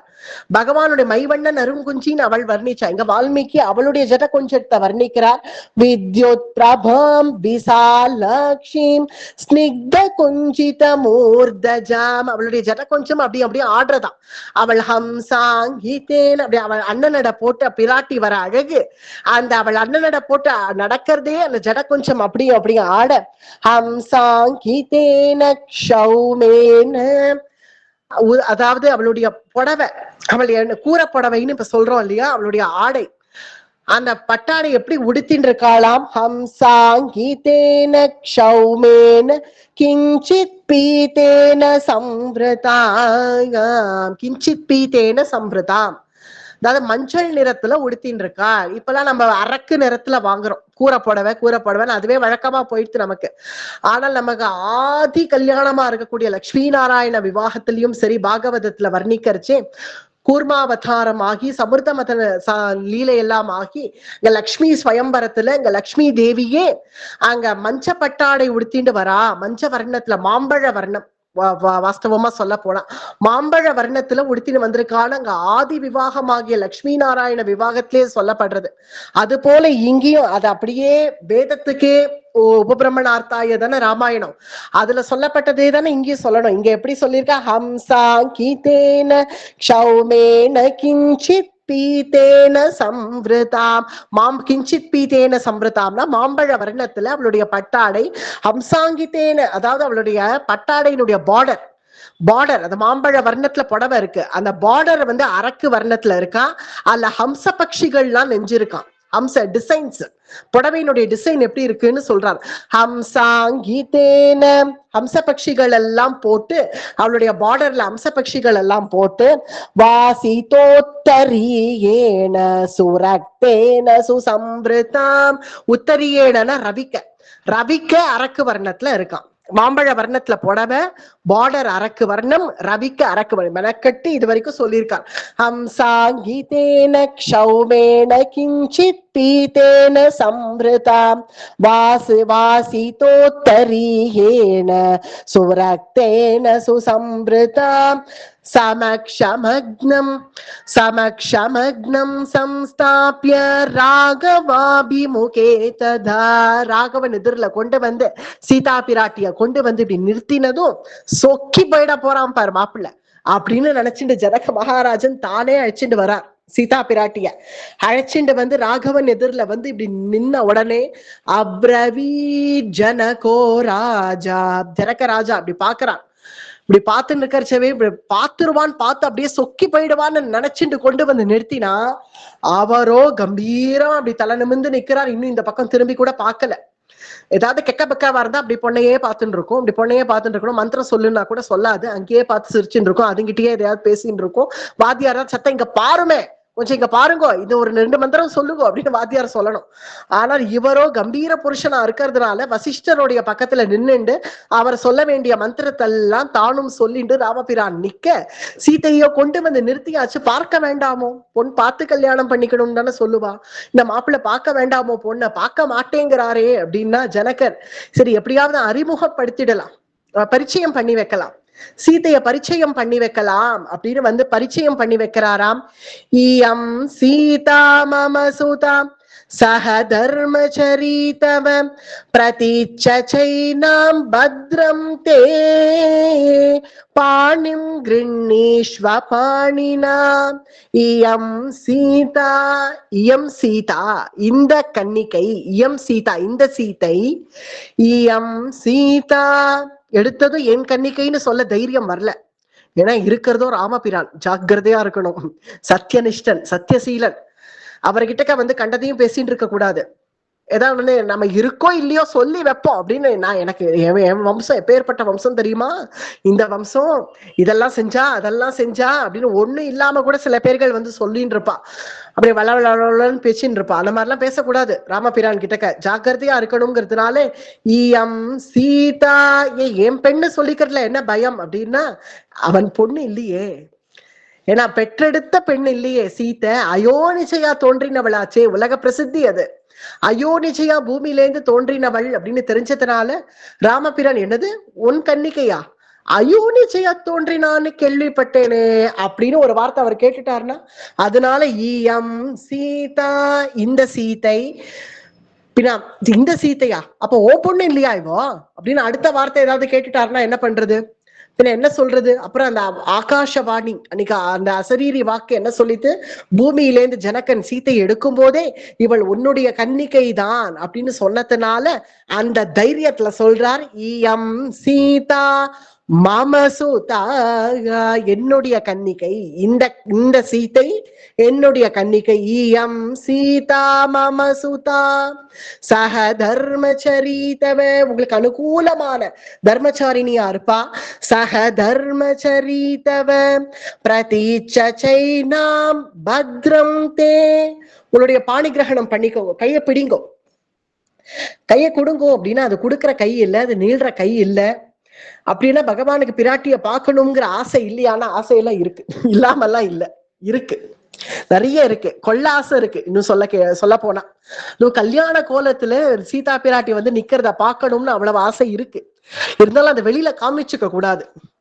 சில பேர்கள் காமிச்சுருவா வெளியில, யார் இருக்கா, யார் என்ன இருக்கா, யார் போறா, யார் வரா, ஒன்னும் பார்க்காம அப்படி காமிச்சுருவா. ஆனா இவரும் அப்படி காமிச்சுக்க கூடாதுன்னு ஒளிச்சு வச்சுண்டு கம்பீரமாவே இப்படி நிக்கிறார். யாராவது ஒருத்தர் கையை நீட்டினாதானே சரி. பிராட்டியோ கையை நீட்டுவாளான்னு பார்த்தா அவள் லட்சப்பட்டு தலை குளிஞ்சு நிக்கிறாள். அவள் யாராவது ஒருத்தர் கையை நீட்ட மாட்டார்களா அப்படின்னு பார்த்த உடனே சரி ஜனகன் நீங்க குடுங்கோன்னு ராமபிரானை கேட்டு பார்த்தாரா. அவரோ கையை நீட்ட மாட்டேங்கிறார். மந்திரத்தை சொல்லிட்டு அப்படியே கம்பீரமா நிக்கிறார். சரி இவளிடத்துலயாவது வந்து ஜானகி சீதே கையை கொடுமா, கையை நீட்டுமா, அவளாவது பட்டு நீட்டினா தேவையில்ல, கையை நீட்டுமா அப்படின்னா அவரை விட ஒரு படி காம்பீரியம் இவளுக்கு, சீதா பிராட்டிக்கு. அவர் கம்பீர புருஷனா இருந்தா அவரை விட மேல காம்பீரியம் இவளுக்கு. அவருடைய எண்ணம் என்னன்னு தெரியாம நான் நீட்டக்கூடாதுன்னு அவ்வளவு அழுத்தம். அப்படி நிக்கிறாளாம் இவள். யாராவது ஒருத்தர் கையை கொடுத்தா தேவையில்லைன்னு ஜனகன் என்ன பண்றான், தானே 2 பேர் கையையும் பற்றி, ராமபிரான் கையையும் சீதா பிராட்டி கையையும் பற்றி தானே 2 பேர் கையையும் கூட்டி வைக்கிறானாம். பிரதீச்சைனாம் பத்ரம் தே பாணிம் கிருணீஷ்வ பாணினா, பாணிம் கிருணீஷ்வ பாணினா, 2 பேருடைய பாணியையும் எடுத்து ஜனகர் தானே கையையும் சேர்த்து வச்ச உடனே கண்ணுல ஆனந்த பாஷ்பம் வந்துடுதான். ஏன்னா பிராட்டியை வர்ணிக்கும் போதே சுவர்ண வர்ணம்னு வர்ணிக்கிறது வேதமே. மின்னல் கொடி போல இருக்கா, அல்ல நீலம் மணி வண்ணன் போல இருக்கக்கூடிய ராமபிரானுடைய கைகள்ல, மேகவண்ணனா இருக்கக்கூடிய ராமபிரானுடைய கைகள்ல சுவர்ண காந்தியா ஜொலிக்கிற பிராட்டியினுடைய கைகள் போய் அப்படி கோத்துண்டு சேர்ந்த உடனே பிரதீச்சைனாம் பத்ரம் தே, கண்ணு பட்டுடுமோன்னு தோன்றதாம் ஜனகருக்கு. யார் கண்ணு? ஊரார் கண்ணா? இங்க வந்திருக்கார்கள் இத்தனை பேர்கள், அவர்கள் கண்ணா? என் கண்ணே, என்னுடைய திருஷ்டியே பட்டுட போறதே அப்படின்னு நினைக்கிறாராம். நினைச்சு என்ன சொல்றார், பிரதீச்சைனாம் பத்ரம் தே, பத்ரம் நன்னா இருங்கோப்பா, க்ஷேமமா இருங்கோ அப்படின்னு தானே மங்களாசாசனம் பண்றாராம். பிரதீச்சைனாம் பத்ரம் தே பாணிம் கிருணீஷ்வ பாணினா, 2 பேருடைய பாணியும் ஒருத்தருக்கு ஒருத்தர் பகவானும் பிராட்டியும் கை கோத்துண்டா அந்த அழகு எப்படி இருந்திருக்கும். அழகுக்கு அழகு சேர்த்தது போல 2 பேர் கைகளும் கோர்த்தண்ட உடனே பத்ரம் தே, மங்களாசாசனம் முதல்ல பண்ணிட்டா. பண்ணி அடுத்த சபைக்கு போப்பா, முதுக தட்டுறார் வசிஷ்டர், விஸ்வாமித்ரர் எல்லாரும். ஜனகா அடுத்த சபைக்கு போப்பா, அடுத்த பந்தலுக்கு போப்பா, அங்க லக்ஷ்மணன் காத்துன்னு இருக்கான். ஊர்மிளை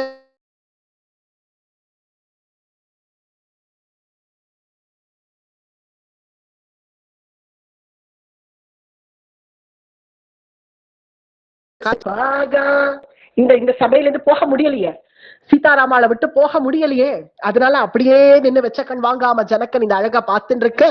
பிரதீச்சைனாம் பத்ரம் தே பாணிம் கிருணீஷ்வ பாணினா,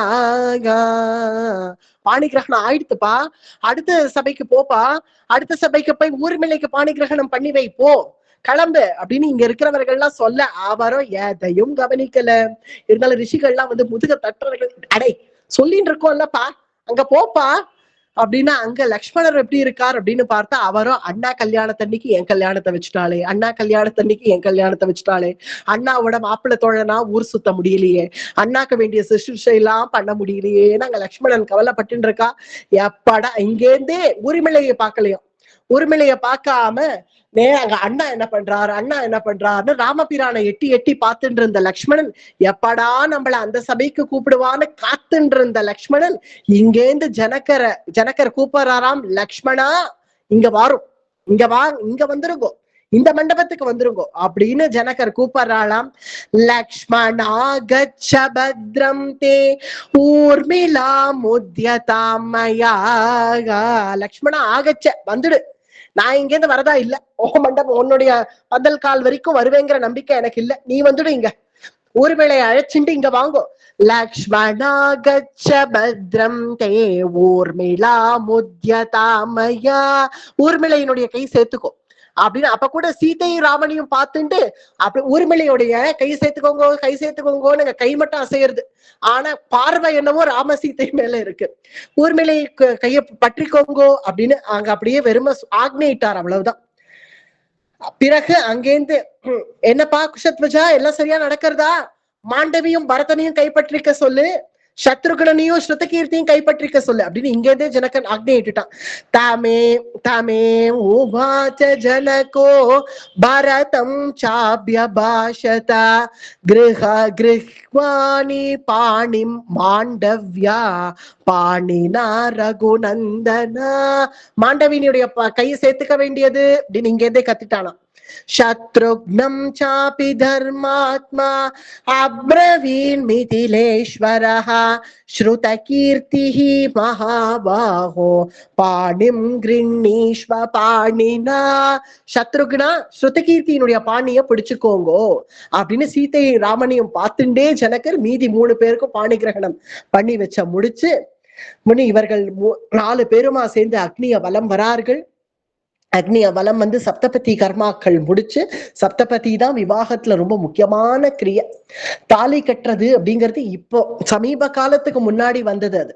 அது ஒரு ஐடென்டிபிகேஷன் தான். மாங்கல்யம் தந்துரானேன அப்படின்னு சொல்றாளே, அது வேத மந்திரம் கிடையாது, அது ஒரு ஸ்லோகம், அவ்வளவுதான். அந்த மாங்கல்யம் அதை கட்டிக்கணும், ஐடென்டிபிகேஷன் அப்படிங்கிறது நமக்கு விவாகம் ஆயிடுத்து அப்படின்னு ஐடென்டிஃபை பண்ணணும் அப்படின்னு வந்தது வந்து பின்னாடி காலத்துல வந்தது. பல சப்தபதி பாணி கிரகணம் சப்தபதி, சப்தபதி தான் முக்கியமான வேத உச்சிதமான மந்திரங்கள் சொல்லி அந்த வதுவனுடைய காலை இந்த வரன் பிடிக்கணும். அதாவது இந்த பையன், இந்த விவாகத்துக்கு உண்டான இந்த பையன் மாப்பிள்ளை இந்த வதுவனுடைய காலை பிடிச்சு 7 அடி கொண்டு வரணும். ஆனா 7 அடியை கொண்டு வந்து, அதாவது இந்த 7 அடியை கொண்டு வந்தாலே அதுக்கு என்ன அர்த்தம் அப்படின்னா, என்னுடைய சகி நீன்னு அர்த்தம்.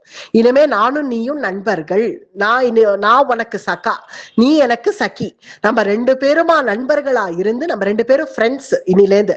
அப்படிதான் நமக்கு வேதம் சொல்லி இருக்கு. நமக்கு அப்ப சப்தபதியினுடைய அர்த்தம் அதுதான். எடுத்து பாருங்கள். அந்த 7 அடி நடந்து இனிமே எல்லா விதத்திலையும் நானும் நீயும் சேர்ந்து செயல்படுவோம், நம்ம 2 பேருமா சேர்ந்து நம்ம அபிவிருத்தியான தர்மங்களை பரிபாலிப்போம், நானும் நீயும் நண்பர்களாக இருந்து நம்ம அத்தனை பேருக்கும் வேண்டிய க்ஷேமங்களை நம்மளும் செஞ்சுட்டு நமக்கும் செஞ்சுப்போம் அப்படிங்கிறதுதான் சப்தபதி. அது ஒரு உறுதிமொழி எடுத்துக்கிறது. அததான் சப்தபதி கர்மா. அததான் ராமபிரான் சீதா பிராட்டிக்கு பண்ண, அங்க லக்ஷ்மணன் ஊர்மிளைக்கு பண்ண, பரதன் மாண்டவிக்கு பண்ண, சத்ருகனன் ஸ்ருதகீர்த்திக்கு பண்ண, 4 பேருமா சப்தபதி கர்மா முடிஞ்சு பாணி கிரகணம் கூட ஷேக்கன் கொடுக்கறது மாதிரி இப்ப கொடுக்கறாளே, அந்த மாதிரி கொடுக்க கூடாது. அதாவது இந்த 5 விரலையும் சேர்த்து இந்த கன்னிகை கொடுக்க, அத அந்த வரன் அந்த 5 விரலையும் சேர்த்து கைப்பற்றணும். அதுதான் பாணி கிரகணத்துக்கு உண்டான முறை. 5 விரலையும் சேர்ந்து அந்த கன்னிகை கொண்டு வந்து இப்படி கொடுக்க, அந்த 5 விரலையும் சேர்த்து கைப்பற்றணும் அந்த புருஷன். அப்படிதான் பாணி கிரகணம் கூட ஆகணும். அந்த கர்மாக்கள் எல்லாம் பண்ணி முடிச்சு ராமபிரான் மஞ்ச வேஷ்டியோட கல்யாண ராமனாக அங்க அப்படி கம்பீரமா சீதா பிராட்டியோட கூட நிக்கிறார். மத்த குழந்தைகள் எல்லாம் நிக்கிறார்கள். இனி புறப்படணும், அயோத்திக்கு புறப்பட வேண்டிய நேரம் வந்துடுத்து. எல்லா தேவர்கள் எல்லாம் புஷ்ப வருஷம் செய்கிறார்கள். ராமபிரானுடைய விவாக வைபவத்தை கண்டு எல்லாருக்கும் ஆனந்தம், அத்தனை பேருக்கும் ஆனந்தம். ஜனகருக்கு ஆனந்தம், ஜனக பத்தினிக்கு ஆனந்தம், ஜனகனுடைய சகோதரனுக்கு ஆனந்தம், குஷத்வஜனுக்கு ஆனந்தம், அவன் பத்தினிக்கு ஆனந்தம், சீதையை விவாகம் பண்ணின்றதுனால ராமபிரானுக்கு ஆனந்தம், ராமர் கைப்பற்றினதுனால சீதைக்கு ஆனந்தம், எல்லாருக்கும் ஆனந்தம், வசிஷ்டருக்கு ஆனந்தம், விஸ்வாமித்திரருக்கு ஆனந்தம். இது பெருசு இல்லையா? மெனக்கட்டு ஒருத்தரை பாக்குறார், கவனிக்கிறார் வால்மீகி. யாருன்னு? சம்மந்தி அம்மா. அவ எப்படி இருக்கான்னு பாக்கணும், முணுமுணுக்காம இருக்காளா, எப்படி இருக்கான்னு பார்த்தா, அப்ரவீ ஜனகோ ராஜா கௌசல்யா ஆனந்தவர்தனம். இந்த குட்டி சீதையும் குட்டி ராமனையும் பார்த்து சீதைய கண்டு ஆச்சரியப்பட்டு கௌசல்ய நம்ம ராமனுடைய தர்ம பத்தினியாச்சே அப்படின்னு அந்த சீதைய கண்டு ஆனந்த பாஷ்பத்தோட கூட, இது இப்படியா, அது அப்படியா, இது இப்படி செய்யலையா, அப்படி செய்யலாம், ஒரு முணுமுணுப்பு இல்லாம கௌசல்ய அந்த குழந்தை சீதைய கண்டு அவ்வளவு ஆனந்தத்தோட இருக்காளாம். கௌசல்யா ஆனந்தவர்தனம். இப்படியாக ராமபிரானுடைய கல்யாண வைபவம் பூர்த்தியாக அயோத்திக்கு புறப்படணும் அப்படின்னு நினைக்கிறச்சே திடீர்னு ஒரு அபசகுணங்கள் ஆறுது. அபசகுணங்கள் ஆறுது, ஒரு நல்ல சகுனங்களும் ஆறுது. இத பார்த்ததும் ஒன்னும் புரியல தசரதருக்கு. கல்யாணமாகி விவாகமாகி குழந்தைகளை அழைச்சுன்னு போறோம், அபசகுணங்கள் ஆறுதே. நல்ல சகுனங்களும் ஆறுதே. இதுல எதை எடுத்துக்கிறதுன்னு புரியல. அபசகுனத்தை எடுத்துக்கணுமா நல்ல சகுனத்தை எடுத்துக்கணுமா, எதை எடுத்துக்கிறது? சகுனம் பாக்குறவர்களுக்கு என்னன்னு ராமாயணம் சொல்றது. வசிஷ்டர்கிட்ட கேட்கிறார், இதுல எந்த சகுனத்தை சுவாமி இப்ப நான் எடுத்துக்கணும், அபசகுனத்தியா நல்ல சகுனத்தியா? ரெண்டுத்தையுமே எடுத்துக்கோன்னா வசிஷ்டர் என்ன சொல்றார், ரெண்டுத்தையுமே எடுத்துக்கோ. ஒரு அபசகுணம் வரப்போறது, ஆனா அது நிவர்த்தி ஆயிடும், அது சரியாயிடும் அப்படின்னு சொன்னது. என்ன அப்படி என்ன அபசகுணம்னு பார்த்தா, எங்க இருந்தோ புறப்பட்டு வராரே பார்க்கணும் பரசுராமர். கோடாலியும் கையுமா அப்படி உக்ரத்தோட ஆத்திரத்தோட புறப்பட்டு வரார். யாருடா ராமன்? நான் ஒரு ராமன், இங்க இன்னொரு ராமனா? யார் அந்த ராமன், யார் அந்த ராமன் அப்படின்னு ஆவேசமா அந்த கோடாலியை எடுத்துட்டு வர, யார் வரான்னு தசரதர் இப்படி தலைய தூக்கி பார்த்தா பரசுராமர்னா வரார். பரசுராமர் வராருன்னு தெரிஞ்ச உடனே அர்த்தியம் பாக்கியம் அப்படின்னு உடனே ஆக்னியை இட்டார். பூர்ண கும்பம் எடுத்துன்னு வாருங்கள் அப்படின்னு ஆக்னியை இட்டு ஓடி போய் பரசுராமருக்கு சமர்ப்பிச்சு, சுவாமி சுவாமி என்ன தெரியறதா, நான் தசரதன், நீங்க ராமன் ராமன் ஏதோ கோச்சிட்டு வரையிலே, அது யாரு? எந்த ராமனை தேடின்னு வந்தேன்? என் பிள்ளை சுவாமி ராமன். கல்யாணம் ஆயிருக்கு சுவாமி, குழந்தைகளுக்கு இப்பதான் சுவாமி கல்யாணம் ஆயிருக்கு, க்ஷேமம் பண்ணுங்கோ, அவளை ஆசீர்வாதம் பண்ணுங்கோ, கோச்சிக்காதீங்கோ, எதுவும் சுட சுட வார்த்தைகள் பேசிடாதீங்கோ, உங்க காரியம் தான் ஆயிடுத்தே சுவாமி. 37 தலைமுறை கத்திரியர்களை ஒழிப்பேன்னு கங்கணம் கட்டின்னு வந்தீர், அந்த காரியம் எல்லாம் முடிஞ்சுடுத்தே. கார்த்த வீரியார்ஜுனன் எல்லாம் போயாச்சே, இப்ப திடீர்னு இங்க வந்து நீங்க முளைச்சிருக்கீள், எங்கேயோ மகேந்திர பர்வதத்துல உட்காந்து தபஸ் பண்ணிட்டு இருக்கீள்னு தானே கேள்விப்பட்டேன்.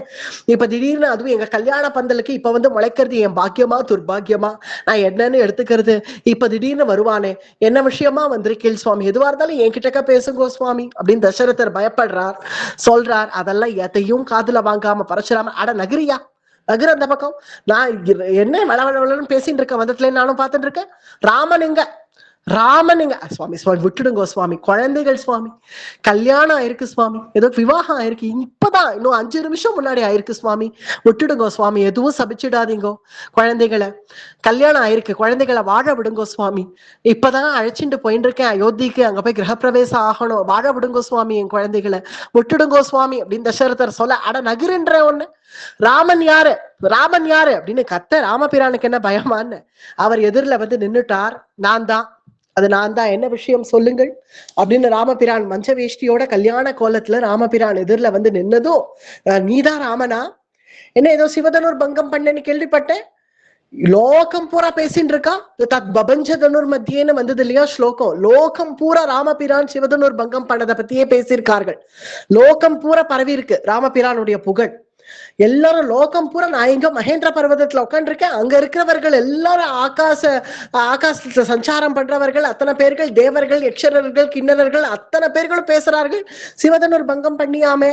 ஆமாம் பண்ணேன், அதுக்கு என்ன இப்போ அப்படின்னு கேட்டதும், என்னிடத்துல இருக்கிறத பாத்தியா, விஷ்ணு தனுசு, இத உன்னால தொட முடியுமா பாக்குறேன், இத தொட்டு காட்டு பாக்குறான், அப்புறம் உன்னுடைய பராக்கிரமத்தை நான் ஒத்துக்கிறேன் அப்படின்னு பரசுராமர் சொன்னதும், கொடுங்கள் அத அப்படின்னு அந்த விஷ்ணு தனுச கையில வாங்கிட்டார். கையில வாங்கி அதுக்கு நான்கயிறை பூட்டிட்டு தொடவே முடியாதுன்னு நினைச்சிட்டார் பரசுராமர். ஆனா இப்ப கையில வாங்கிட்டு அந்த நான்கயிறை பூட்டி அந்த நான்கயிறுல பானத்தையும் கொய்துட்டார், பானத்தையும் தொடுத்து, இப்ப இந்த பானத்துக்கு எனக்கு லட்சியம் சொல்லுங்கள் அப்படின்னு கேட்கிறார் ராமபிரான். எப்போதுமே ராம பானம் வியர்த்தமா போகாது, அதுக்கு ஏதாவது ஒரு லட்சியம் வேணும். இப்ப ராம பானத்தை நான் தொடுத்துட்டேன், இந்த பானத்துக்கு எனக்கு லட்சியம் சொல்லுங்கள் அப்படின்னு ராமபிரான் கேட்ட உடனே பரசுராமர் பார்க்கிறார், ராமபிரான புரிஞ்சுட்டார். அக்ஷயம் மதுஹந்தாரம் ஜானாமி த்வாம் சுரேஸ்வரம் தனுஷோஸ்ய பராமர்ஷாத் ஸ்வஸ்திதேஸ்து பரந்தபா. இத்தனை நாட்கள் நான் என்ன, நீயே அக்ஷயமானவன் சாஸ்வதமானவன் புரிஞ்சுட்டேன். அக்ஷயம் மதுஹந்தாரம், நீயே அக்ஷயமானவன், நீயே சாஸ்வதமானவன், எல்லாம் நான் புரிஞ்சுட்டேன். இந்த பானத்துக்கு லட்சியம் கேட்டியே, இத்தனை நாட்கள் என்னுடைய தபசனாலையும் என்னுடைய புண்ணியத்தினாலையும் நான் என்னென்ன லோகங்கள் என்னென்ன புண்ணியங்களை நான் சம்பாதிச்சு வச்சிருந்தேனோ அது அத்தனையும் ராம பானத்துக்கு நான் அர்ப்பணிக்கிறேன். பரசுராமர் கிட்ட பகவத் அம்சம் இருந்தது, அதையும் சேர்த்து நான் ராம பானத்துக்கிட்டக்கவே அர்ப்பணிக்கிறேன் அப்படின்னு எல்லாத்தையும் அர்ப்பணிச்சுட்டாராம் பரசுராமர் ராமருடைய பானத்துக்கு. அத்தனையும் அர்ப்பணிச்ச உடனே பகவத் அம்சத்தை கூட அர்ப்பணிச்சுட்டார். அர்ப்பணிச்ச பிறகு பின்ன என்ன மிஞ்சித்து பரசுராமருக்குன்னா, இனி அவர் ஒரு ரிஷி, ரிஷியாக ஆயிட்டார் இல்லையா? ரிஷி ஆன உடனே நான் இப்ப ரிஷிங்கிற ஹோதால பேசுறேன், நீயும் ஆம்படியா எங்க கூப்பிடு, நீங்க 2 பேருமா வந்து என்ன சேவிங்கோ, ஆசீர்வாதம் பண்ணிட்டு கிளம்புறேன். ஸ்வஸ்தி தேஸ்து பரந்தபா, ஸ்வஸ்தி தேஸ்து பரந்தபான உன்னை ஆசீர்வாதம் பண்றேன், உன்னை மங்களாசாசனம் பண்றேன், உன்னுடைய பாரியாளோட க்ஷேமமாயிரு அப்படின்னு சொல்லி பரசுராமர் விலகிட்டார். இப்ப கையில விஷ்ணு தனுச கொடுத்துட்டே போயிட்டார். இந்த விஷ்ணு தனுசு என்னை இப்ப அத்தனை பேர்களும் மயங்கி விழுந்துட்டார்கள். எப்ப பரசுராமர் ஆவேசமா வந்து ராமன் எங்கே அப்படின்ன உடனே தசரதர் முதல்ல மூர்ச்சி ஆயிட்டார். நான் குழந்தைக்கு என்ன ஆபத்து வந்ததோன்னு அங்க இருந்த பிரஜைகளும் அத்தனை பேரும் மூர்ச்சி ஆயிடவே, இப்ப பகவத்வம் தெரிஞ்சுடாதா அப்படின்னா இப்ப ஸ்டேஜ் இல்லையே, அத்தனை பேரும் மூர்ச்சி ஆயிட்டா இல்லையா? அதனால இப்ப எல்லாரும் மூர்ச்சி ஆயிட்டாங்கிறத பார்த்த ராமபிரான் இப்படி தலையை நிமித்தி பாக்குறான். அங்க வருணன் கையை நீட்டினான். வருணன் கையை நீட்டின உடனே வருணன் கிட்டக்க அந்த விஷ்ணு தனுச கொடுக்க, வருணன் அதை இந்திரன் கிட்டக்க கொண்டு போய் கொடுக்க, இந்திரன் அந்த விஷ்ணு தனுச அகஸ்தியர்த்த கொடுத்து வச்சிருக்கான். பின்னாடி ராவண வதத்துக்கு இந்த விஷ்ணு தனுசு உபயோகப்பட போகுது. அதற்காக அகஸ்தியர்ட்ட பின்னாடி பகவான் சித்திரகூட்ட வனவாசத்துக்கு போறச்சு அங்க பஞ்சவட்டியில அகஸ்தியரை சந்திச்சு அந்த விஷ்ணு தனுச வாங்கிக்க போறார் அப்படிங்கறதுனால கொடுத்துட்டே போயிட்டார் பரசுராமர். அந்த வந்த அபசகுனங்கள் விக்னங்கள் எல்லாம் நீங்கிட்டு பிறகு ராமபிரான் எழுப்பினார் தசரதரை. அப்பா என்னப்பா ஆச்சு, என்ன மயக்கம் போட்டுட்ட அப்படின்றது, என்ன ஆச்சு ராமா உனக்கு? பரசுராமர் ஆவேசமா வந்தாரே, உன்னை ஏதாவது பண்ணாரா? அதெல்லாம் ஒண்ணும் இல்லை, அவர் கிளம்பி போயிட்டார். அவர் வந்தார், சில வார்த்தைகள் பேசினார், கிளம்பி போயிட்டார் அப்படின்னது சந்தோஷம் அப்பாட அப்படின்னு ஜனகன்ட்ட விடை பெற்றுண்டான் தசரதன். ஒன்னும் கவலைப்படாதீங்கோ, உங்களுடைய கன்னிகைகள் எங்களுடைய கிரகத்துல க்ஷேமமா இருப்பார்கள் அப்படின்னு ரொம்ப அவனுக்கு வேண்டிய மிருது வச்சனங்களை பேசி பிறகு தசரதர் தன்னுடைய குழந்தைகளோட பந்து பரிவாரத்தோட புறப்பட்டு அயோத்தி திருவயோத்திக்கு போனா அயோத்தியே கோலாகலப்படுறது. அத்தனை பேர்களும் ராமபிரானியும் சீதா பிராட்டியும் ஆரத்தை எடுத்து புஷ்பங்கள் தூவி வரவேற்று அயோத்தி பூரா வலம் வந்து இந்த திவ்ய தம்பதிகளை பூர்ணமா அயோத்தியை சுத்தி காண்பிச்சு பிறகு ராஜபவனத்துல சீதா பிராட்டியோட சீதாராமனாக கிரகஸ்தாசிரமத்துக்குள்ள ராமர் கிரகஸ்த தர்மத்தை பரிபாலனம் பண்ணணும் அப்படிங்கிறதுக்காக 12 வருஷம் ராமபிரானும் சீதா பிராட்டியும் அங்க திருவயோத்தியில அனுரூப ரூபா அப்படின்னு சொல்லப்படுறது. ராமனுடைய குணங்களை பார்த்து பார்த்து ஒவ்வொரு நாளும் பார்த்து மோகிக்கும்படியாக, சீதையினுடைய குணங்களை பார்த்து ராமர் மோகிக்கும்படியாக வைகுண்டபதியா இருக்கக்கூடிய லக்ஷ்மி நாராயணர்களே இங்க பூலோகத்துல ராமபிரானாகவும் சீதா பிராட்டியாகவும் கிரகஸ்த தர்மத்தை கிரகஸ்தாசிரமத்தை அயோத்தியா வாசிகளுக்கு தானும் காண்பிச்சுண்டு தானும் இவர்களுக்குள்ள எந்த சண்டை சச்சரவும் ஒண்ணுமே வராதான். இந்த 4 குழந்தைகளுக்கும் சரி இல்ல ராணிகளுக்கும் சரி, இந்த இப்ப புதுசா விவாகமாகி வந்த தேவிகளுக்கும் சரி, ஒருத்தருக்கு ஒரு அபிப்பிராய பேதம் ஒண்ணு இல்லாம எல்லோருமாக சேர்ந்து ஒத்துமையாக கிரகஸ்த தர்மத்தை பரிபாலிச்சின்றார்கள் அப்படிங்கிறதோட இங்க பாலகாண்டம் நமக்கு பூர்த்தியாகுது. மேற்கொண்ட அயோத்தியா காண்டம் விஸ்தாரமாகவே அனுபவிப்போம் வரக்கூடிய பிரவச்சனங்கள்ல. அடுத்த